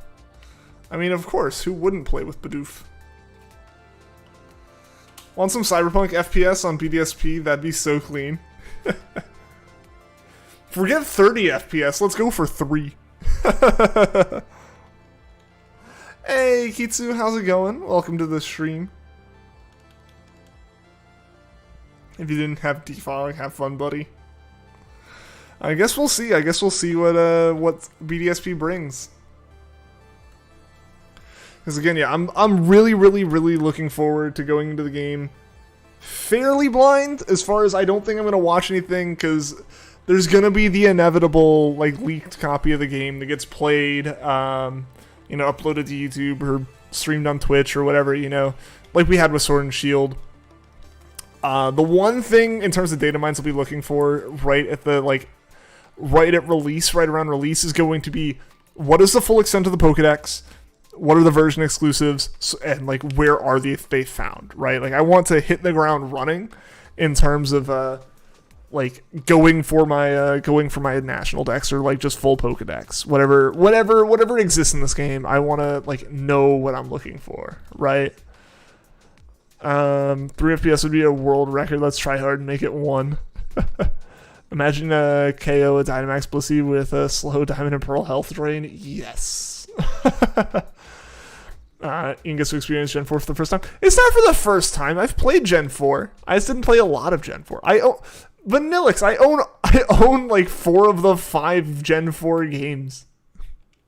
This isn't the first time. Only thing you're looking at the data mines is the music. Want those ripped OGG files? Or whatever they end up being. Appreciate gaming, try not to spoil video games, challenge impossible. I mean, I accept that largely I'm going to be spoiled on games, just on Pokemon games especially, because I stream stuff, like, if I'm not the first one finishing the game, if anyone in chat has passed me, they'll say something, be like, oh, well, why aren't you here yet? It's like, because I didn't play the game as much, or because I'm just not as good or slower, and that happens. I've accepted that. That's generally kind of the thing also where it's like me, and I will try to get like some mods to be a bit more active during that, just for the sake of people like removing spoilers. Anything that we haven't played through in the game, we'll just avoid talking about. Stuff like that. Hopefully I can get some mods in here for that. It'll be interesting because it'll be like a normal workday for most of them. Some will either be asleep. My biggest hope with some of those is just going to be that they don't have stuff going on. Some of the people on YouTube don't try and just show like the final boss. Yeah, I know. It's definitely a thing, and like, you know, they do it for the clicks and stuff, and some of the outrage is part of it, right? Like, unfortunately, outrage does drive some metrics. Yeah, no, people will do some ridiculous things. BDSP wouldn't really be spoilery because Gen 4 has been out for years now. Yeah, I mean, there's definitely going to be a little bit different, I would say. I mean, in the same way that I feel like Oras really would have had points that people like don't talk about that, you know. I think BDSP, as much as they are one-for-one stuff, and they've shown a lot of the differences already, I think there is going to be a little bit of difference in things just because of the way that they are kind of merging Platinum into the stories. I wouldn't be surprised if there's a little bit of stuff. Legends is definitely going to be more so the game that this happens with, as far as, like, there's plenty of new content. It's a fully new game, so it'll be a bit different. You want 1 FPS? Just play a PS1 game with the GTA 5 Franklin model on that system. Yeah, that's probably more polygons. Yeah, like a GTA 5 character model play has more polygons than a PS3 would usually render in its lifetime. Super hyped for BDSP. Me too, Sudden. Me too, man. Surprised BDSP went from not liked to mostly positive, and that's cool. Because they genuinely showed improvement in those trailers. I think, honestly, Legends is the same treatment. I think they didn't overpromise in those February trailers. If anything, they very much so underpromised. And people, the 6 months of silence did not help those games. Did not help the public perception of those games pre that August trailer. I think people are kind of like a little bit excited, and then everyone just had 6 months to sit on the same piece of content, the same 5 minutes of footage, and be like, is this the only thing they're willing to show off? And the opinion of the game kind of came down. Also, the fact that that first BDSP trailer is a masterclass in how not to present a game initially, you know, like, it was such a letdown when a lot of people were like, please don't let this game be like a Let's Go game. And then suddenly the models are even more chibi and cartoony than a Let's Go game. And it's like, what is this? You know, like, there's just a lot of stuff that wasn't really like, you know, there's a lot of stuff people had to dislike about those trailers. Hey, Gia, welcome to the stream. How are you doing today? Excited to see the mix of Platinum they're putting in? Yeah, same. They'll be in class soon, so stop by here. Awesome. If world is open, the game will be very heavy. So it sounds like Legends isn't super open world. It sounds like it'll be like there won't be a linear path in the world. Like, you'll be able to explore all around whatever area you're in. But it does sound like you'll be going from area to area. So not quite open world, not quite linear. Birthday's literally in 2 weeks today. Nice. Still have Grice for Legends, but you'll admit it's improved a lot. You're frustrated it's not fully open world either. I'm okay with it, but I've also kind of stated that I'm not the most excited for open world games. But again, that's like a personal thing. So I totally get the people who did think it was going to be like a Pokemon Breath of the Wild being like, oh, okay. Tisk Game Freak. I think it's fine. I think it's fine though. But again, I'm biased against open world. So like them pulling back a little bit on the open world side of it, I'm happy with. So that's a me thing. I know that's me. I'm different in that regard from the majority of the community. You know, most of the community is very much looking forward to. I feel looking forward to an open world game. So for me, I was like, heck yeah, we're cool. Tuesday, skin for your favorite legend, Apex Legends comes back out for Halloween, so you're buying it. Oh, nice. How do you connect the 3DS with the TV? So yeah, my Switch is hooked up to the TV. It goes from the Switch to my capture card in my computer, and then that has an HDMI out, and that goes from the computer to the TV. For my 3DS, I have a special 3DS with a capture card built into it, so it has a video output. I'm in the minority, yeah.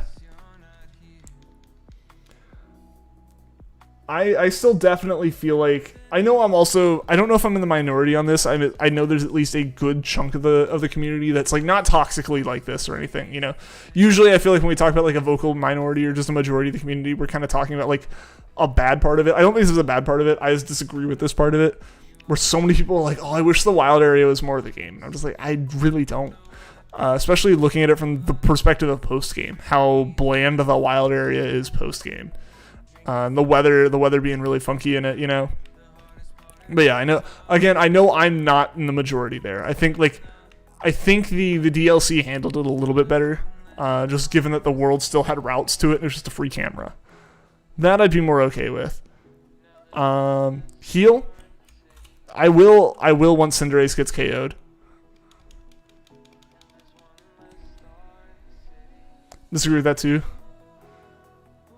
And the frame drops? What do you mean?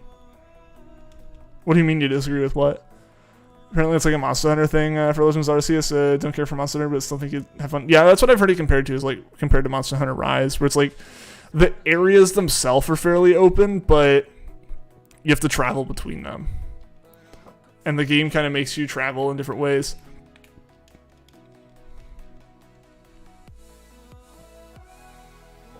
Play Bloodhound because you're good with them when you swap from maining Octane. Nice. I've really only played Lifeline just because that was a fairly... My friends were always talking about that being a fairly easy character for like a newer player to play. Want an Alchemy Feint? While with those constant frame drops, would not stand to have that almost the whole game. Yeah, that would be unfortunate. That would be really bad. So hopefully that's not the case. Open world and overworld Pokemon just turned you off. Yeah, I don't know. In a side game like Legends, I'm more okay with it. I think when the game itself is already breaking heavily from core Pokemon mechanics and it's changing everything up, and it has like a subtitle like dedicating that it's a separate game, like it's Pokemon Legends. It's not just Pokemon, it's Pokemon Legends. I'm totally okay with them experimenting and them going like way off the normal path for it.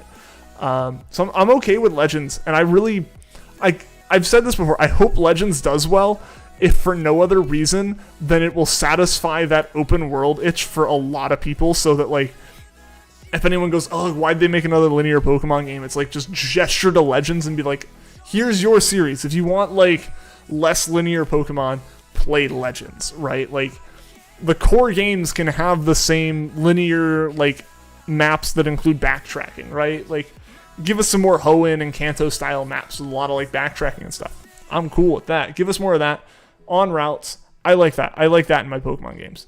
And I want the games to stay that way. I want the core games to stay the core games. And I want like any really radically different ideas to be a separate game, you know? Tales of Arise is good though.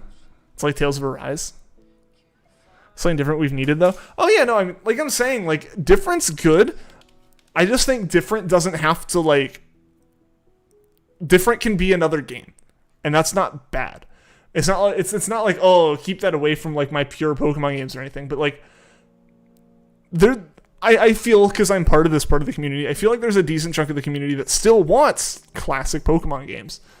So for me, I'm like, please continue to give me classic Pokemon. I'm totally down to try and like play other styles of Pokemon games. I just still want, at the very least, for there to occasionally be a classic Pokemon game. It's not open world, but it still does have the open-ish world structure. Areas are small. Yeah, but I mean... But at the same time, it's not like linear paths like Pokemon currently is, where the paths are only like a few characters wide. It should do stuff like Zelda. It gives original Pokemon game styles. And other stuff like Legends, possibly series, and give everyone what they want that way. Exactly, Rhapsody, exactly. I would love for the core main series game, like the core main series Pokemon games, to continue to be very classic Pokemon games. 8 gyms, somewhat occasionally like a mix-up of that, you know, like Trials or something. But like generally speaking, it's the 8 gyms with a champion. You go along routes, with progressively harder Pokemon on the routes and stuff. Traditional style of encounters, traditional style of battles, and then you want to have a fairly easy, relaxed game, you keep making Let's Go games. You want to have a more open world exploring experience, you have Legends games, right? Like, you can do this. You can have... Pokemon is such a big franchise, and if they brought developers in to be Let's Go devs, and they brought in, you leave... like give Ilka Let's Go games maybe. You have like your Legends team and your main series team at Game Freak. So, you know, they don't necessarily get like locked into a certain series. And you have other like developers making various, you know, games. Like we had Snap, you could get a new Coliseum type game, you could get new types of stuff like this. Like Pokemon's such a big franchise, you could continuously yearly have a different one of these big games released and never have it feel like you're pushing out Pokemon games too fast. Right? Like, and it is such a big franchise that everyone involved would make so much money if they did it that way. Has the idea, but it's not really open. Linearity was getting tiring. Why don't we do Eagle Eye camera Pokemon, but it's not linear? You'd be fine with that. Like open world, but like Eagle Eye. I know that for a lot of people, the idea of a linear game is horrible. I like linear games. I like linear story-driven games. And then like the post game is a bit more free, right? Like you travel around the world, do whatever. Plenty of games I also like that are a bit more go explore, do what you want. Metroidvanias like Hollow Knight and Metroid. Fun. Great times. But I think a lot of people are like, why isn't insert classic JRPG mechanic in Pokemon?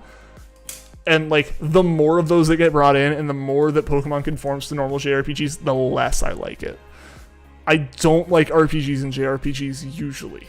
So the fact that Pokemon has hit like this perfect spot for me where I enjoy it and it is still a JRPG effectively, or just an RPG in general. I wouldn't really call Pokemon a JRPG, I guess. Like it lets you save whenever, so it's automatically better than most JRPGs.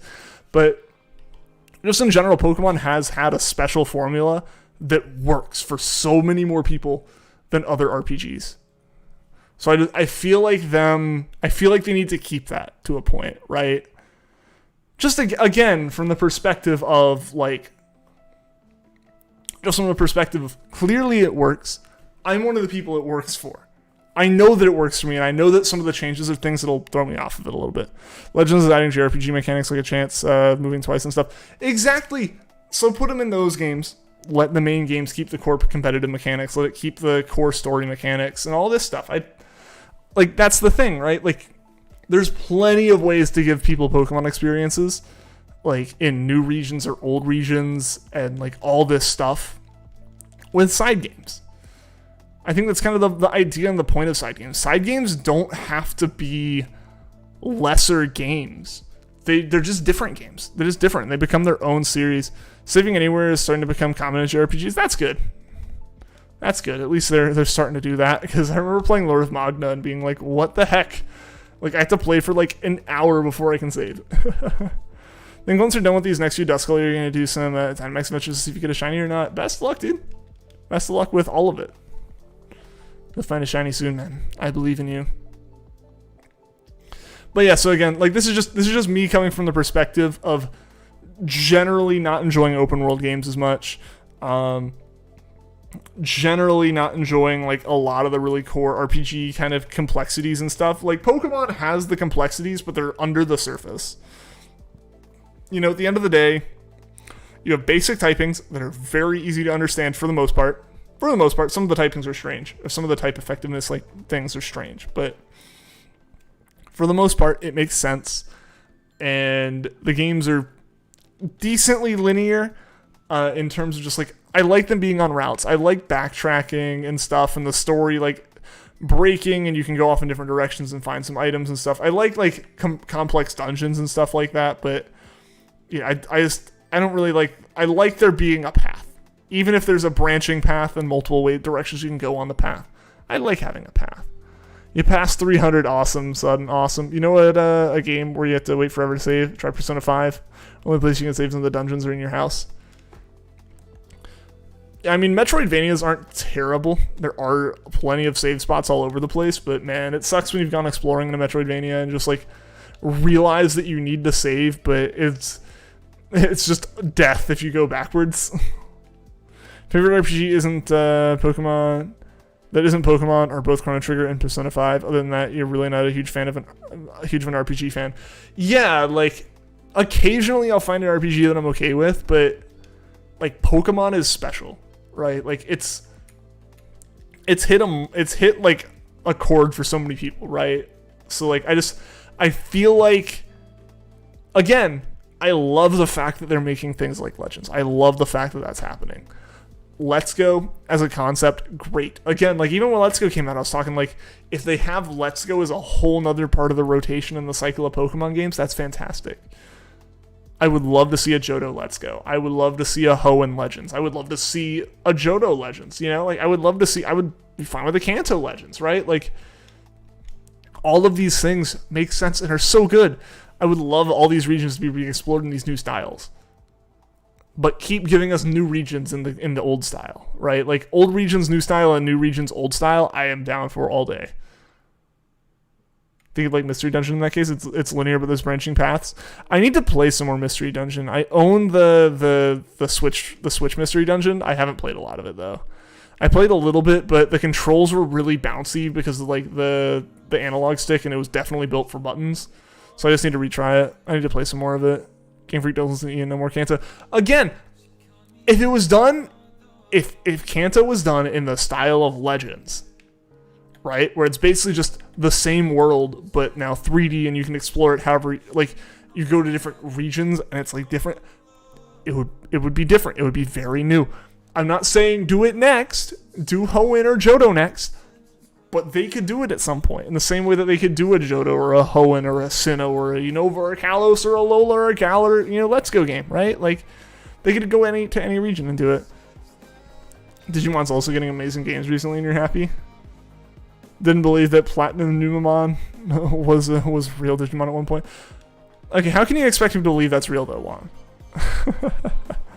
But yeah, so like, or have like other games that are in different regions that don't exist yet, that we haven't ever heard of yet.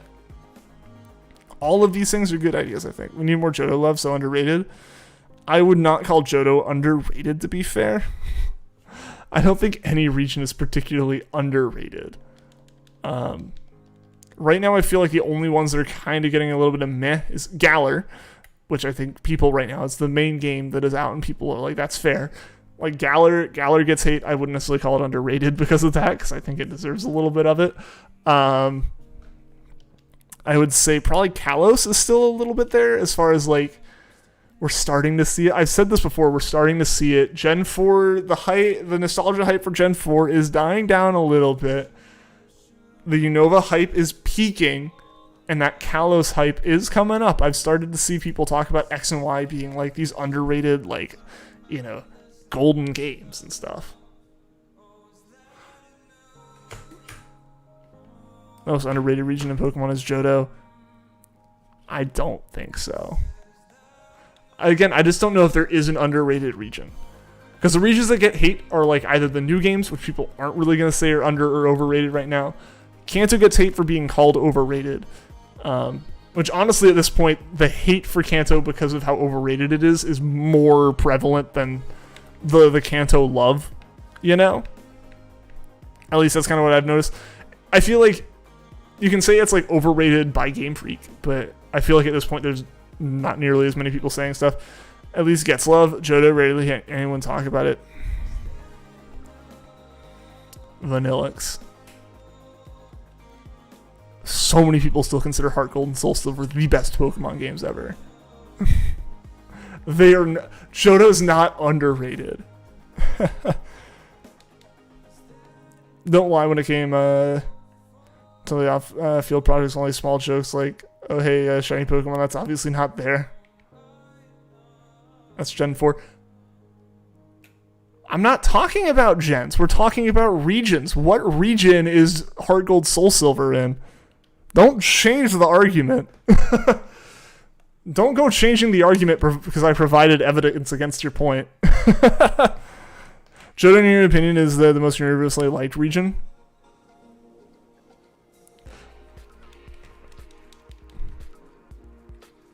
I mean, like Gen 2 Johto. Again, that's not what you said. That's not what you said. And I don't know how many people really consider that a difference.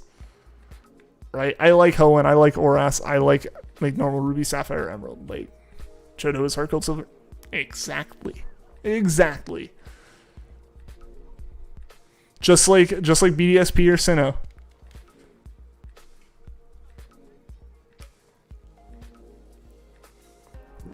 2 Pokemon down when their lives lost. Awesome. Or Gold Soul Silver got Johto hype off the walls, but after that, people stopped talking about it. People are still talking about Heart Gold Soul Silver, though. Like, they haven't stopped. Those are still the most expensive Pokemon games to buy. Like, straight up. If you're just looking at, like, cartridge-only Pokemon games right now, like, and ignoring, like, different languages and stuff, if you just look at, like, English Pokemon games right now. English cartridge-only games right now. Mom, Dad, stop arguing. Are they? Yeah, dude, they're like $200-something. Like, complete in box are $200-something. I don't know what their price is out of box, but like, their price skyrocketed way more so than anything else.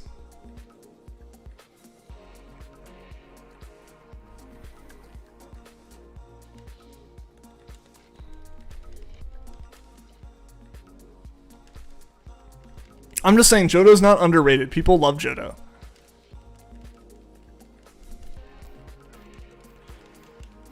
I think the thing is, Johto is just, like Rhapsody said, like, Johto is just generally liked, right? Like, it's generally liked, so there's no reason for people to discuss in any kind of, like, argument of whether or not it's a good region or not. There aren't really any, like, there aren't any big memes about it, you know, like, in the same way that there's, like, the 7 out of 10 Too Much Water with Hoenn or anything like that. They aren't currently getting remakes like Sinnoh is. The nostalgia hype for them isn't through the roof like it is for Unova right now. And then, you know, like Kanto, always people are saying it's overrated because it keeps getting brought up by Game Freak. And then like Kalos, Alola, Galar are all too recent really to kind of have fallen off, you know? It's all collectively agreed that we love Johto. Like that's kind of the thing. That's kind of where I think it would be, is there's no controversy around the opinion of Johto. Never really hear anything about Kalos other than the Megas. Like, exactly. I think Kalos is simultaneously getting a lot of love and still getting a lot of hate from people saying X and Y was the downturn of Pokemon kind of thing. I think Kalos is a region. Like, as a region, it's not bad. Hear about Kalos so much. I don't hear about it nearly as much as I hear about, like, any of the other ones, I feel. Outside of, I guess, again, like Johto. And like it's not because people don't like Johto. It's just no one feels the need to bring Johto up because it's just kind of agreed upon. It's like, yeah, Heart Gold Soul Silver, the peak of Pokemon. Right? Like it was at the very least the start of the peak of Pokemon in terms of like people's opinions of it right now. I think the most overhated regions at the moment is Sun and Moon and XY. I feel like I'm going to say the only reason I agree with that, because I like Alola and I kind of like Kalos and I don't like Galar, so it's like I feel like it's not overhated. I think it's fairly hated. That probably leads into some of the overhate that people will consider, you know, like, you know, 2020, 2021, like the early 2020s are going to be the point where like, oh man, people really hated on Galar, but it's like such a like, it's such a golden game because, you know, you'll have people will starting to be hit the age where they have the social media accounts, they talk online, who grew up on Galar, right? Like there are people who this is their first game and they love it, and it's like that's fair, that's their opinion, that's their experience. Only reason people hated Alola because it was different, and that's what people will say about all of them. Right? Like people say, people just dislike Galar because of insert these other reasons that aren't Galar, right? Love Sun and Moon and Kalos, great locations, but not the difficulty. That's a fair thing there. The difficulty is not great.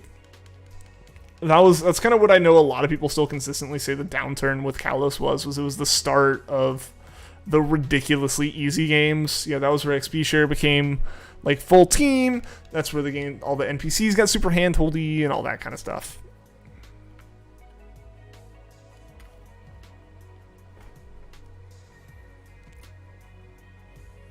But yeah, no, I think yeah, my opinion is I don't really think there's an underrated region right now. Galar, good game. This isn't Burn Drops, Ugly Trees, Bad Story, Dumb Villain, Empty Region. There's so much. Again, I'm not saying that's what we said. Vanillix, people who had been playing since Gen like 1, 2, or 3 said the same kind of said the same level of like no one would ever like Black and White, right? Like it is many people who like got into Pokemon on Gen 3 and 4's least favorite games by a mile.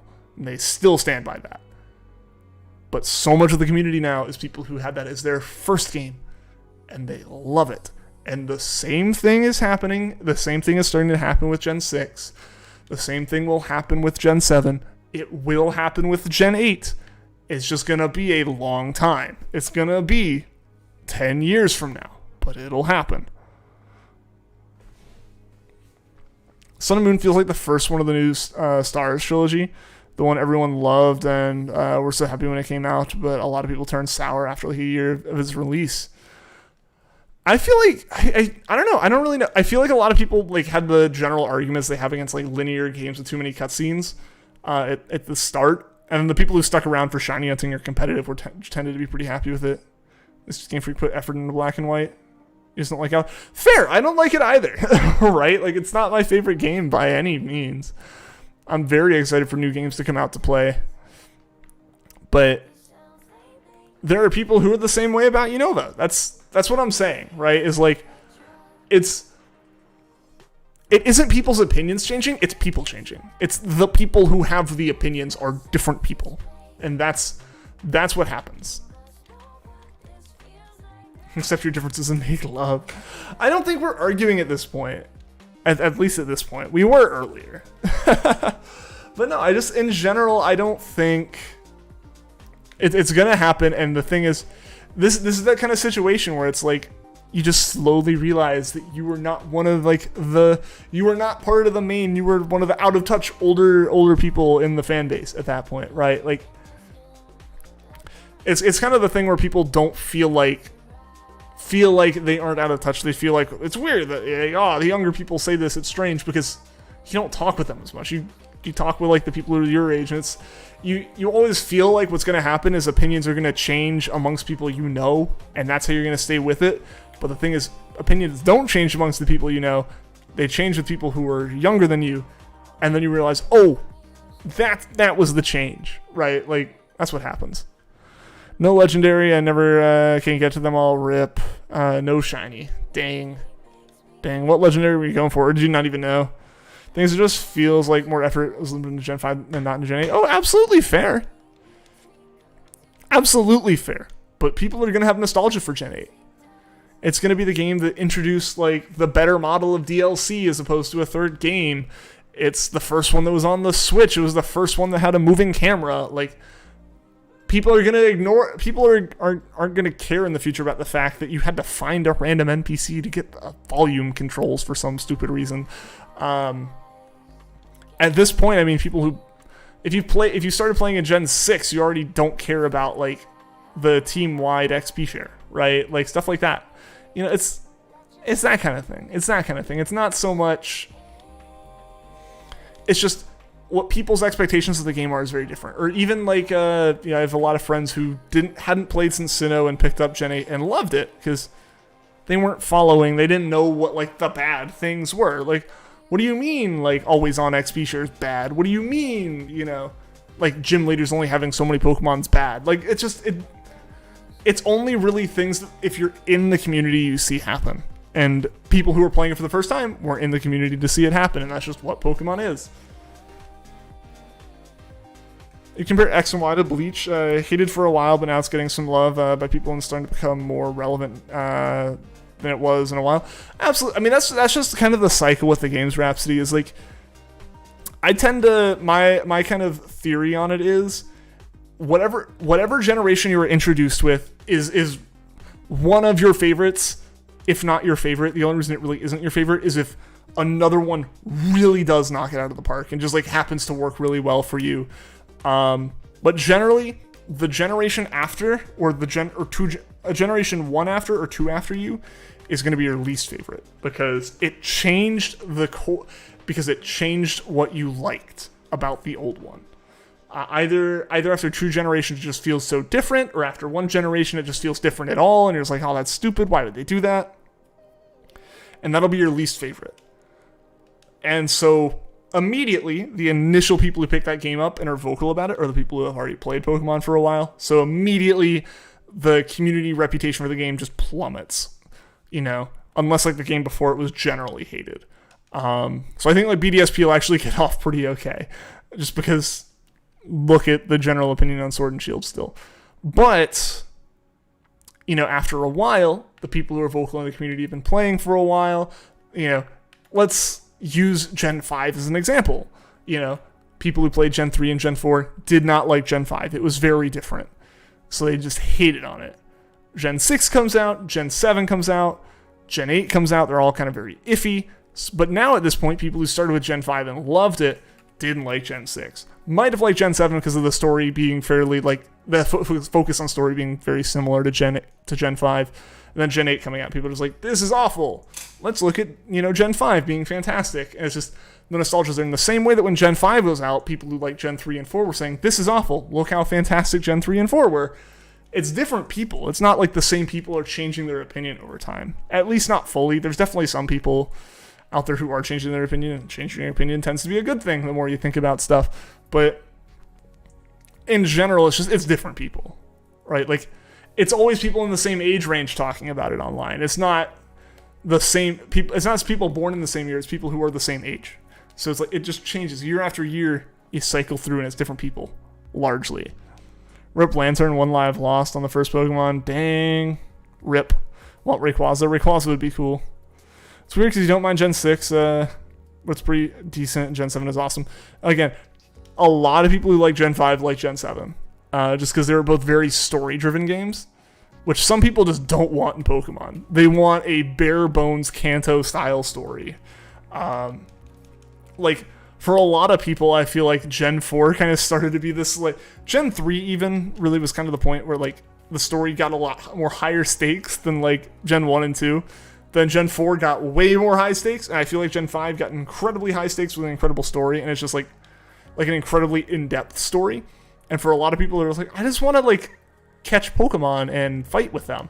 Like, this story is interrupting my gameplay, is what I think a lot of people kind of started thinking, and that mentality also meant you weren't going to like Gen 7 and a lot of Gen 8. You know? So I think in general, if you like Gen 5, you like Gen 7, vice versa, I think. Essentially, your favorite Pokemon game is either your first one you play or Heart Gold Soul Silver. Pretty much, Rhapsody, pretty much. That's basically what it is, right? Like, that's the reason why some people are, like, who like Gen 3 didn't hate Gen 4, and it's because, like, Heart Gold Soul Silver was good. Gen 1 puts you to sleep. Love Gen 2. Gen 3 is great. Gen 4 is great. Gen 5 is awesome. Gen 6 is alright. Gen 7 is great. Gen 8, no. I can kind of get behind that.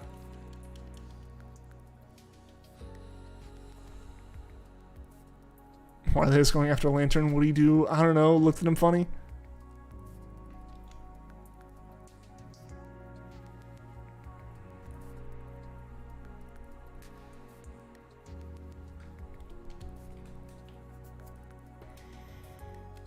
It's getting hot in here. Let's see if I can't get the temperature down a little bit. This is part of why I installed a smart thermostat. It wasn't for like any of like the like money saving abilities of it, knowing the weather and like tuning your thermostats, because I can sit in my stream room on my phone, change the temperature because it's hot in here. Get the limitations Gen 1, it just didn't age well. Oh, it aged terribly. Absolutely aged terribly. The only reason to go back to it is kind of just like to pay homage to like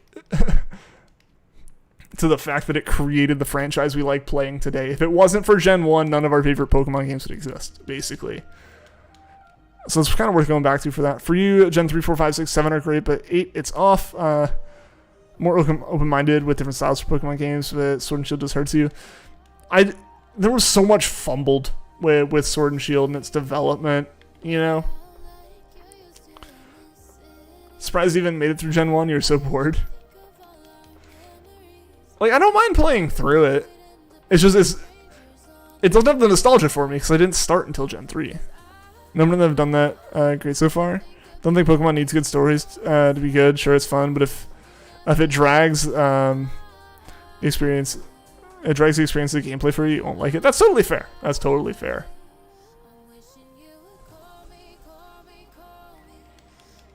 That's very, very fair.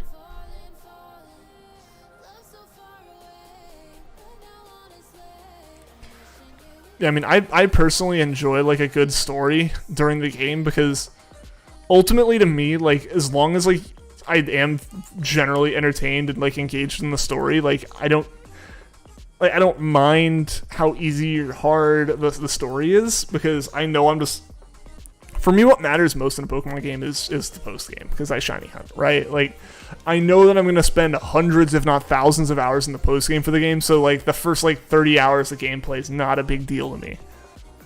Gen 8 is where it fell off. The rush through development cycle, yeah. Hopefully that kind of gets back on track here. Universal good thing that's never been bad about Pokemon, the music. Some of my friends don't really like the Gen 8 music.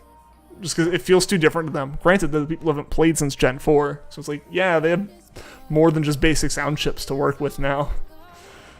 Because some of the music's been great, and it definitely still has like the kind of themes of OG Pokemon music. But I can also kind of see where they're coming from a little bit.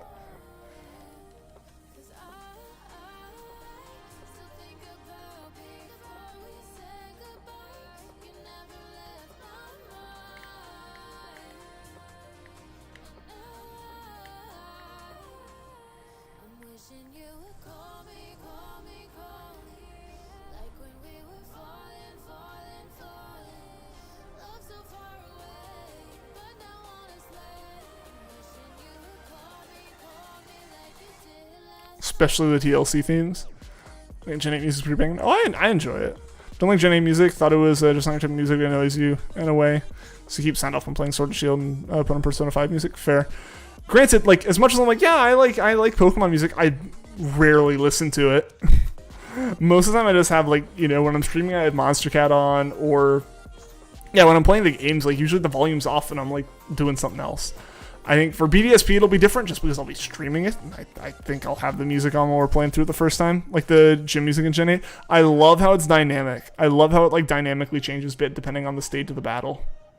I really like that. That's one detail I think they got right. As far as making the gyms kind of feel like a bigger deal,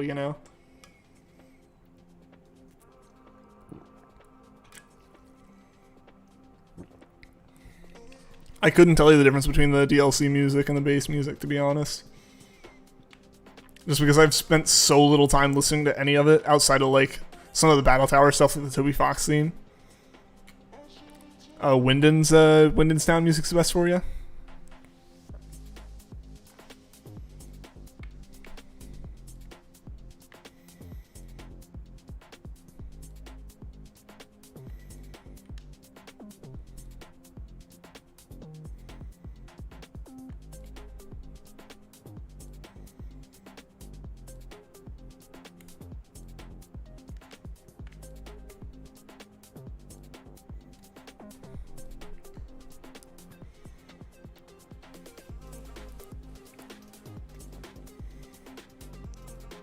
Legendary 3 lives, though. Hey, 3 lives is good for the legendary. Just so long as it doesn't, like, team wipe or anything. Need a Pokemon theme exclusive to Mareep, like a Mareep song or something. Only when Mareeps come out on the field does this theme play.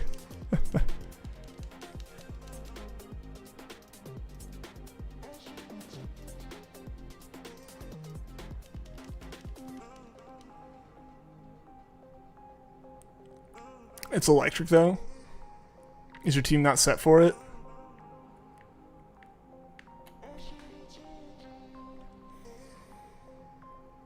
Tapu Koko. Nice, nice, nice.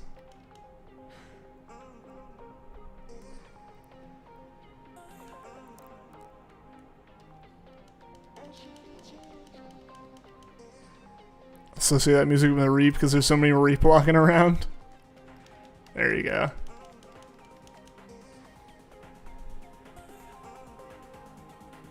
Then your moves are that effective? Aw, dang. Hopefully your team's moves are okay.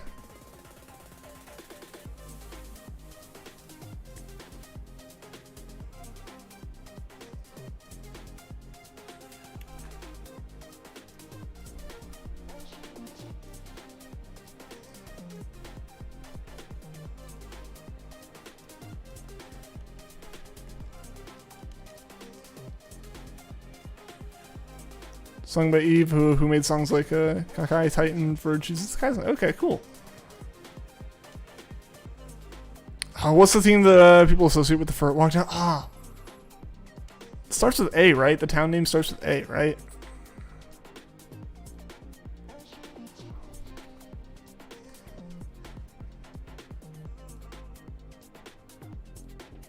Double phalanx and bear tick on your team. Got you. Well, I don't know if you guys can hear it, but Adele is yelling at me through the door.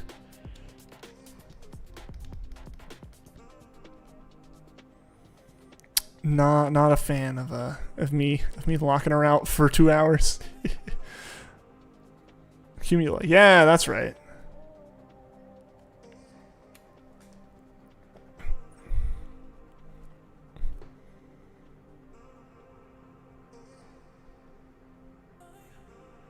Double is substitute. Nice, nice. Hopefully it's attacking that a lot.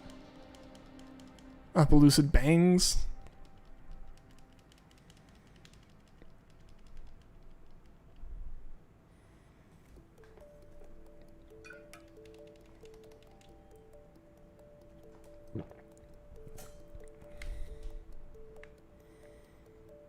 Ooh, brilliant Drifloon.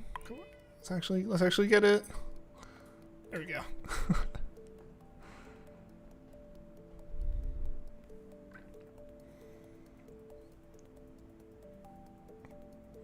I don't usually let the cat in for the streams, but I'm gonna let the cat in.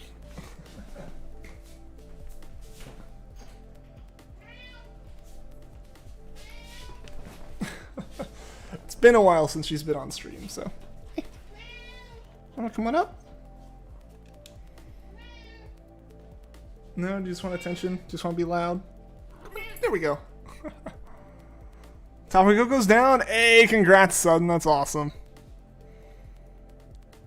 That was different depending on the version. Yeah, that was some of the interesting stuff to kind of see from Black and White. Hey. Hi. You're not quite on camera, so people can't see that you're here, but they can hear you.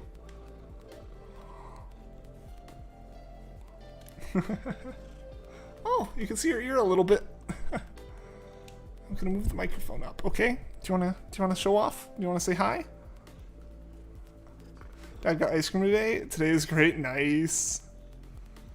Oh. Oh, there she is. There she is. Jeff, I've added so many cool things that I've forgotten about. Well, maybe they'll come back in a remake in like 5 years or something.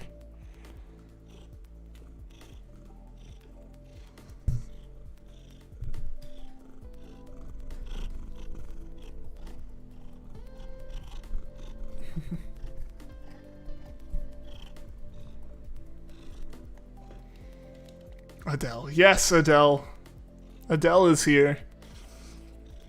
Chilling in my lap. She was so upset that she couldn't get in here.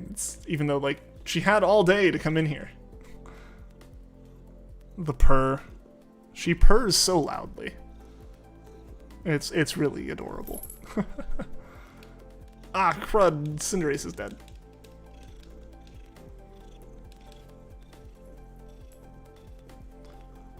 Yeah, she's just like right below camera.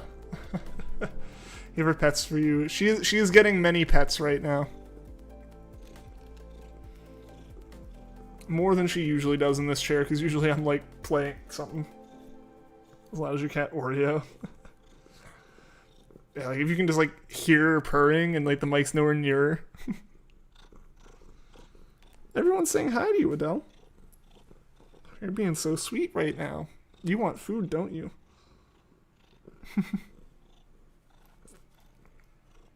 It's like you want something. Going for a shiny on Dynamax Adventures best luck. Oh, there she was. I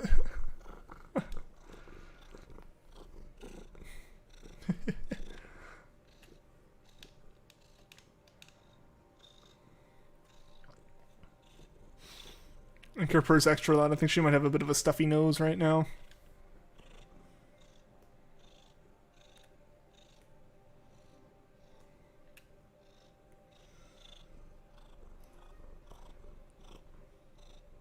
She's just off camera. She's just barely getting on camera on occasion.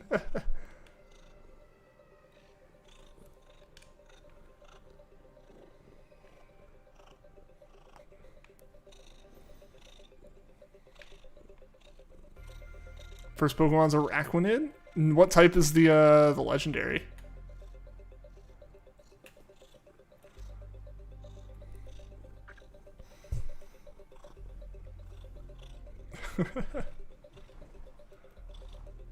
Think you're gonna do Pokemon Platinum Let's Play and just play with an Infernape called Luffy and a Bidoof call him Goku but stronger?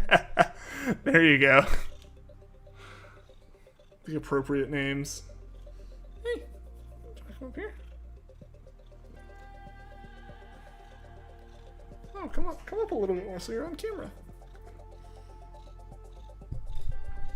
Hey.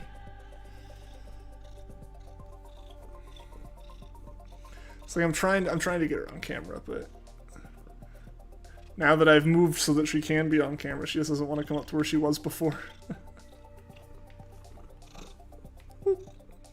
Instead, she's just gonna roll over and claw at my arm. Oh, because when you go to lay down to sleep, he'll dash to your room down the hall in your apartment and lay on top of you. Aw. Adele will lie on top of me for a little bit, like lie on my stomach for a little bit, or lie on my back, but then she goes off to her little corner of the bed.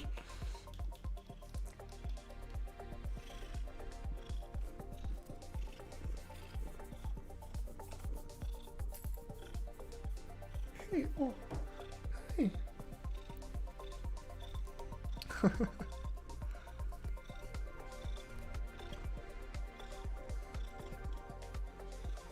Yeah, I don't know if she's excited for a Halloween or not. I don't know if she's going to be a fan of the costume or not, but we'll see.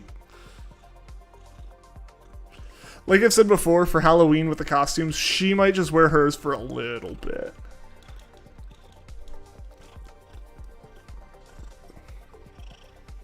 I don't want to put it on her for too long if she's really not like comfortable in it or something. When a cat person has a dog.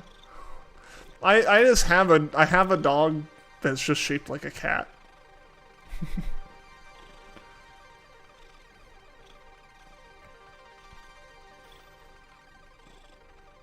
Everything about this cat just screams dog.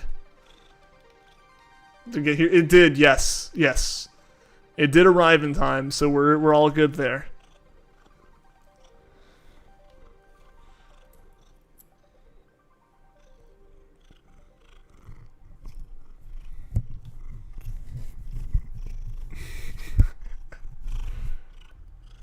She's really, really fond of rubbing her face into the microphone. No matter where the microphone is or what like pop filters on it or anything, she always is just a fan of rubbing her face into that.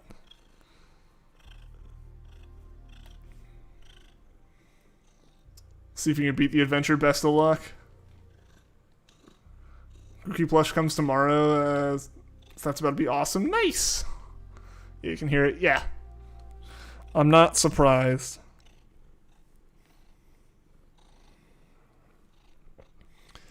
Yeah, she's just chilling on my lap now.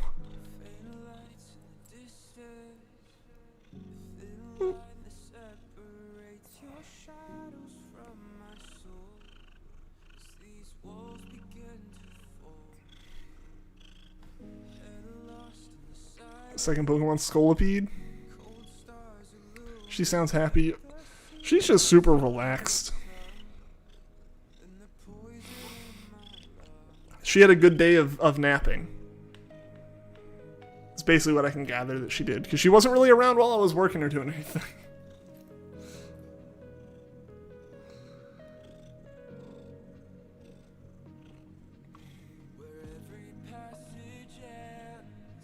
Probably doesn't put her paw on your arm to make you pet her. Nah, she just like, she headbutts me when she wants pets. Or just puts she'll just put all of her weight onto you. But she's very much a lap cat, and she's like not necessarily like, she likes pets, but it's not like, she's more of just a fan of like rubbing her face all over you than she is of pets.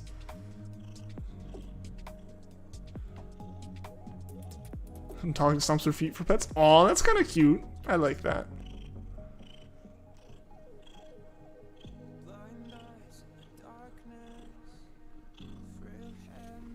Does she do the cat thing where she rubs your leg? Oh, all the time. All the time. But she'll usually just kind of do that to like everything. You know, like, cause they're just rubbing like their face against you with their like scent glands and marking you as theirs. She does that a lot. But what she really does is she very sneakily, you know, informs me that she is there, you know. Not really implying anything, but, you know, usually a cat's here, she's hungry, right? Like, she's here. That's what she's telling you. She'll walk below your legs while you're sitting somewhere, like if you have your legs propped up, or if you're just in a chair with your legs extended a little bit so she has any room to kind of walk, like, under your knee, basically. She'll just stick her tail straight up and hold it really rigid and walk so her tail, like, hits your leg and just kind of goes under it and, like, slaps up and hits your next leg and goes under it. And basically she's like, hey, I'm here. I might be hungry. Come feed me.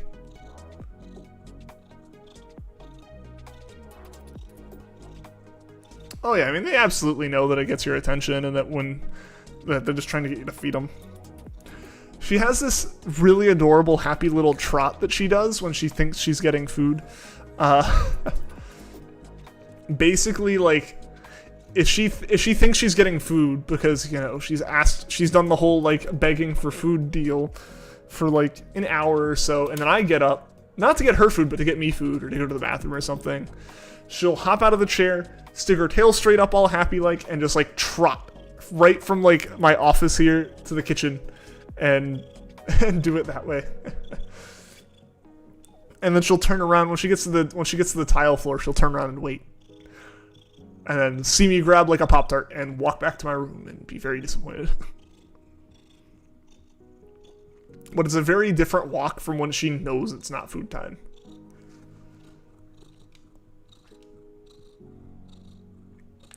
Because really what it is there's not like, I don't have a nailed down like nighttime food time for her, just because I don't really have a nailed down food schedule at all. It's generally just based around like when I wake up or my work or when I go to bed. So it's basically just like there's a morning meal, there's an evening meal, and a nighttime meal. So like at night, anytime I get up, she thinks it's food time, you know. But that nighttime meal always happens right before I go to bed, because otherwise she begs me for food when I go to bed as well. So she's gonna beg me anyways, she'll just only get it then.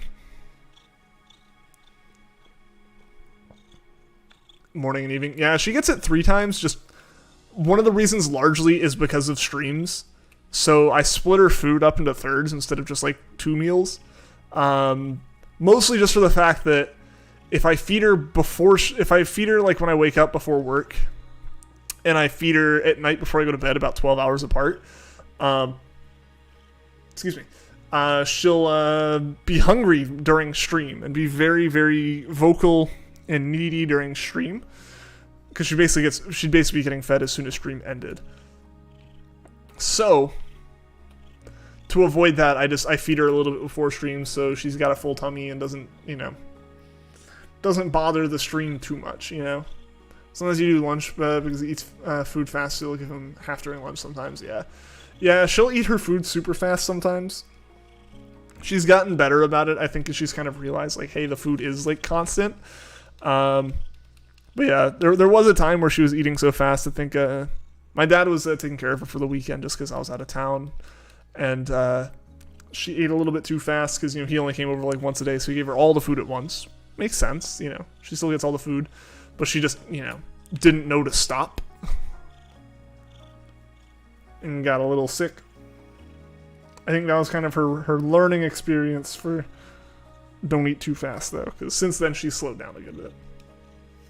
Can't say it for everyone, but I think the cat can always interrupt the stream. Oh, I mean, that's totally fair. It's just sometimes it can get really warm in the room, so adding a heater on top of my lap is not comfy. And also she pushes the mic a lot or hops up on the desk, or if I'm doing a dual hunt and like I have 2 hands on things and she hops up on the desk and hits the keyboard, it makes a whole mess. So for a hunt like this where it's just one thing and a controller and we're kind of near the end and it's really chill, it's fine, it's different. But Generally, I try not to have her in here right at the start. Yeah. She brings chaos usually. I figured that she's going to be pretty chill today, and she is. She's being really sweet today.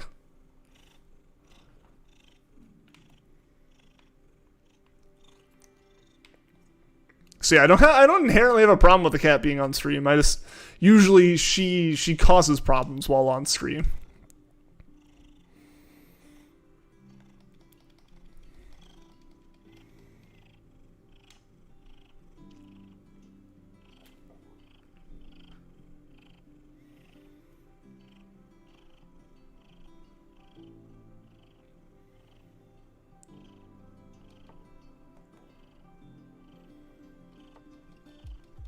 We're almost at 200 encounters, guys.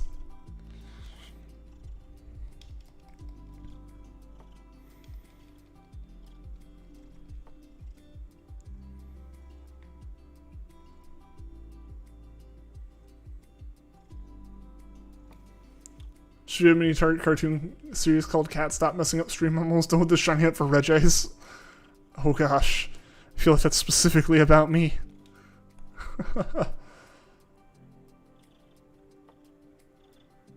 Another good thing to have cat, no mice. I had no mice in anyways. The drawing is done and the pen survived another day, just barely. Dang. It's really holding on.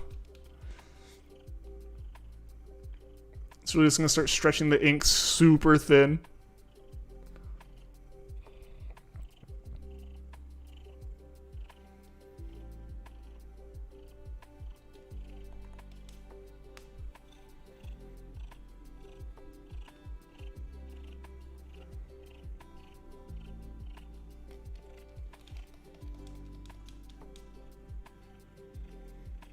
There's at least one mouse. So you brought your cat from your mom's and poof, they're gone.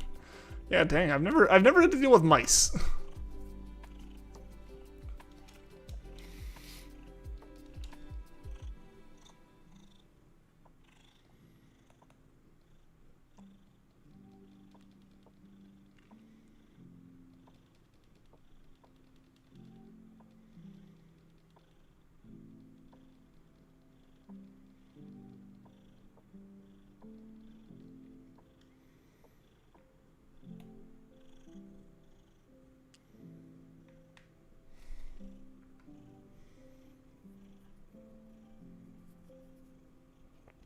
Remember Pokemon Refresh was broken?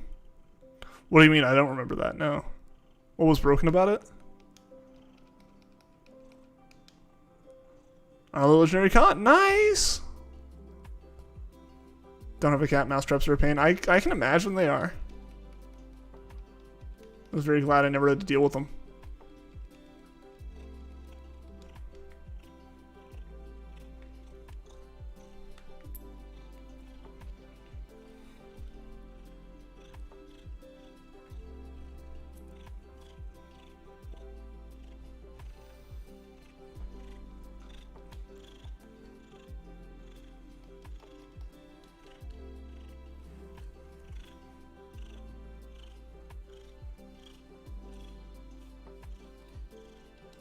Just want a shiny though. I feel you, man.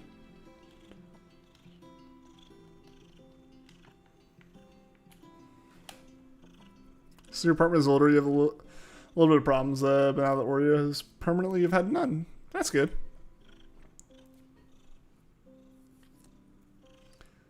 It's about time. It's about hours. Yeah, I think we're gonna go to 200 here, and that's probably we're gonna end up wrapping up here. It is getting a little warm in here. I turned the AC down, but I really just need to kind of like stand up for a bit. And I think 200 will be a nice round number to end on. Otherwise, we're gonna end on like 237 or something like that.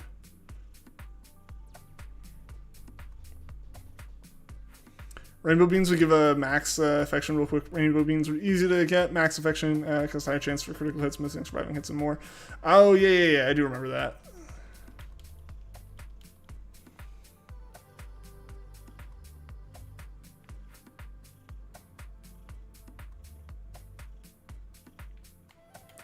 Where are these balloons? There are these balloons.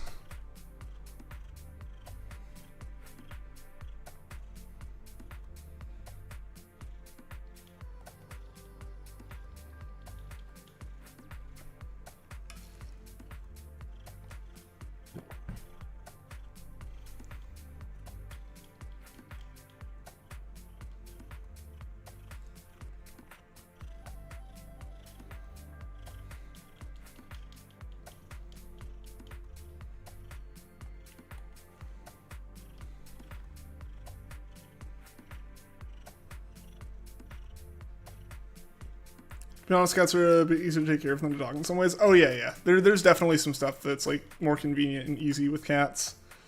They're generally way more. They generally just take care of themselves more than dogs do.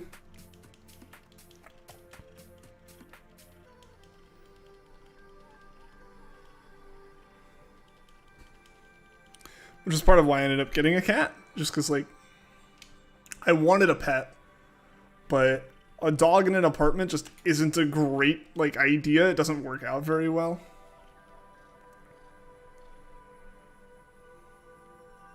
Just because, you know, there's a lot more you have to do, especially, like, if you work in an office or something, and, like, your dog's at home for, 8 hours a day and stuff like that. Cats just lay around and take care of themselves. Dogs are super active and not going to take care of themselves. Yeah, like, you gotta walk them and all this stuff, and clean them and brush them a lot more and everything. Kind of want a hamster when you're older, to be honest. That's totally fair. I had hamsters as a kid. They were fun. Love and hate this pen so much. I forget that you did 22 days of drawing straight from this month, and you're not interested on the Inktober part. At this point, it's just a fascination of how long the pens lasted. The fact that the pen has, like, documented the time that it has spent being a pen. And, like, the amount that's been drawn with it.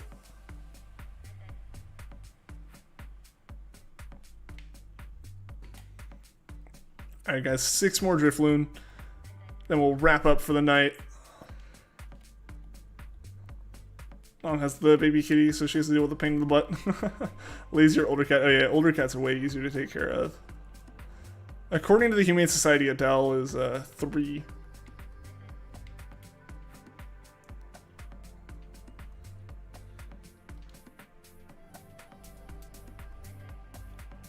According to the vet, she could be anywhere between 3 and 8. I doubt she's that old, though. I think she's probably 3. I think that's probably very accurate.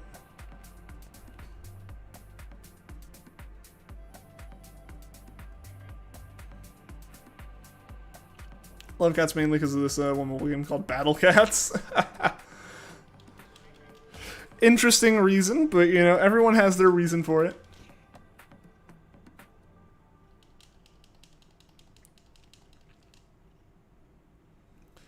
Very vocal when he wants to go outside, or when he's hungry, you get the food out.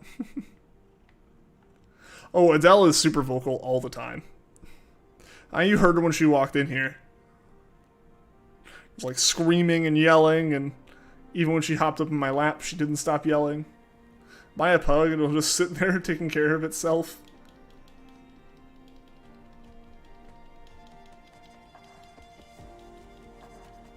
Dog slapped you once so you could take her for a walk? It's like, hey, come here, now. Give me attention.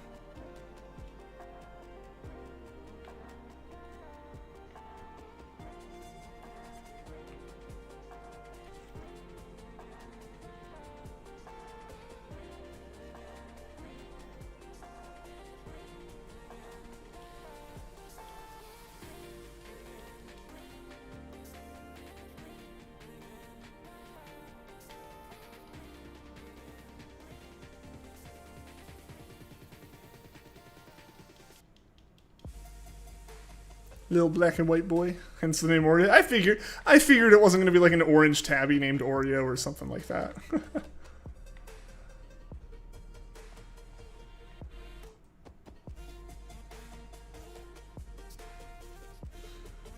Alright, we did encounter the Drifloon there. Wasn't sure if we were going to get the exclamation encounter or not.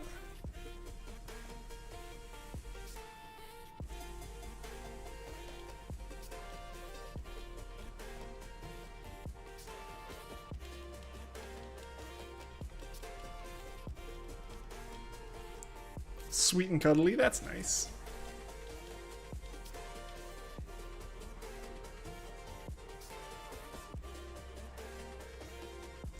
You name your hamster dog when you get it, that or Kirby. 2 very different vibes coming from those names.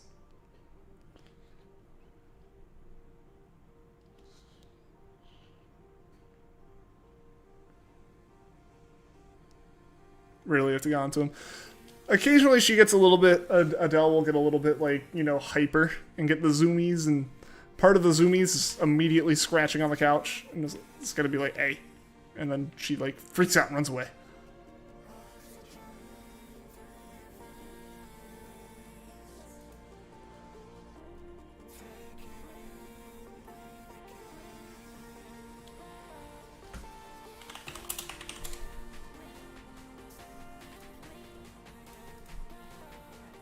I ran into the gauntlet again, didn't I? Yep.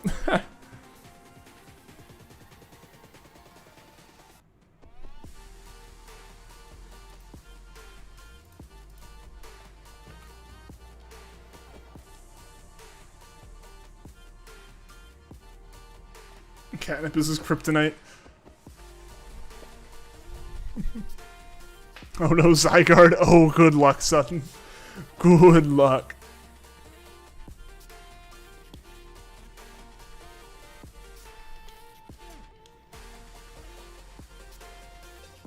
Dog ain't taking your lazy crap to skip his or her walk. There you go, true.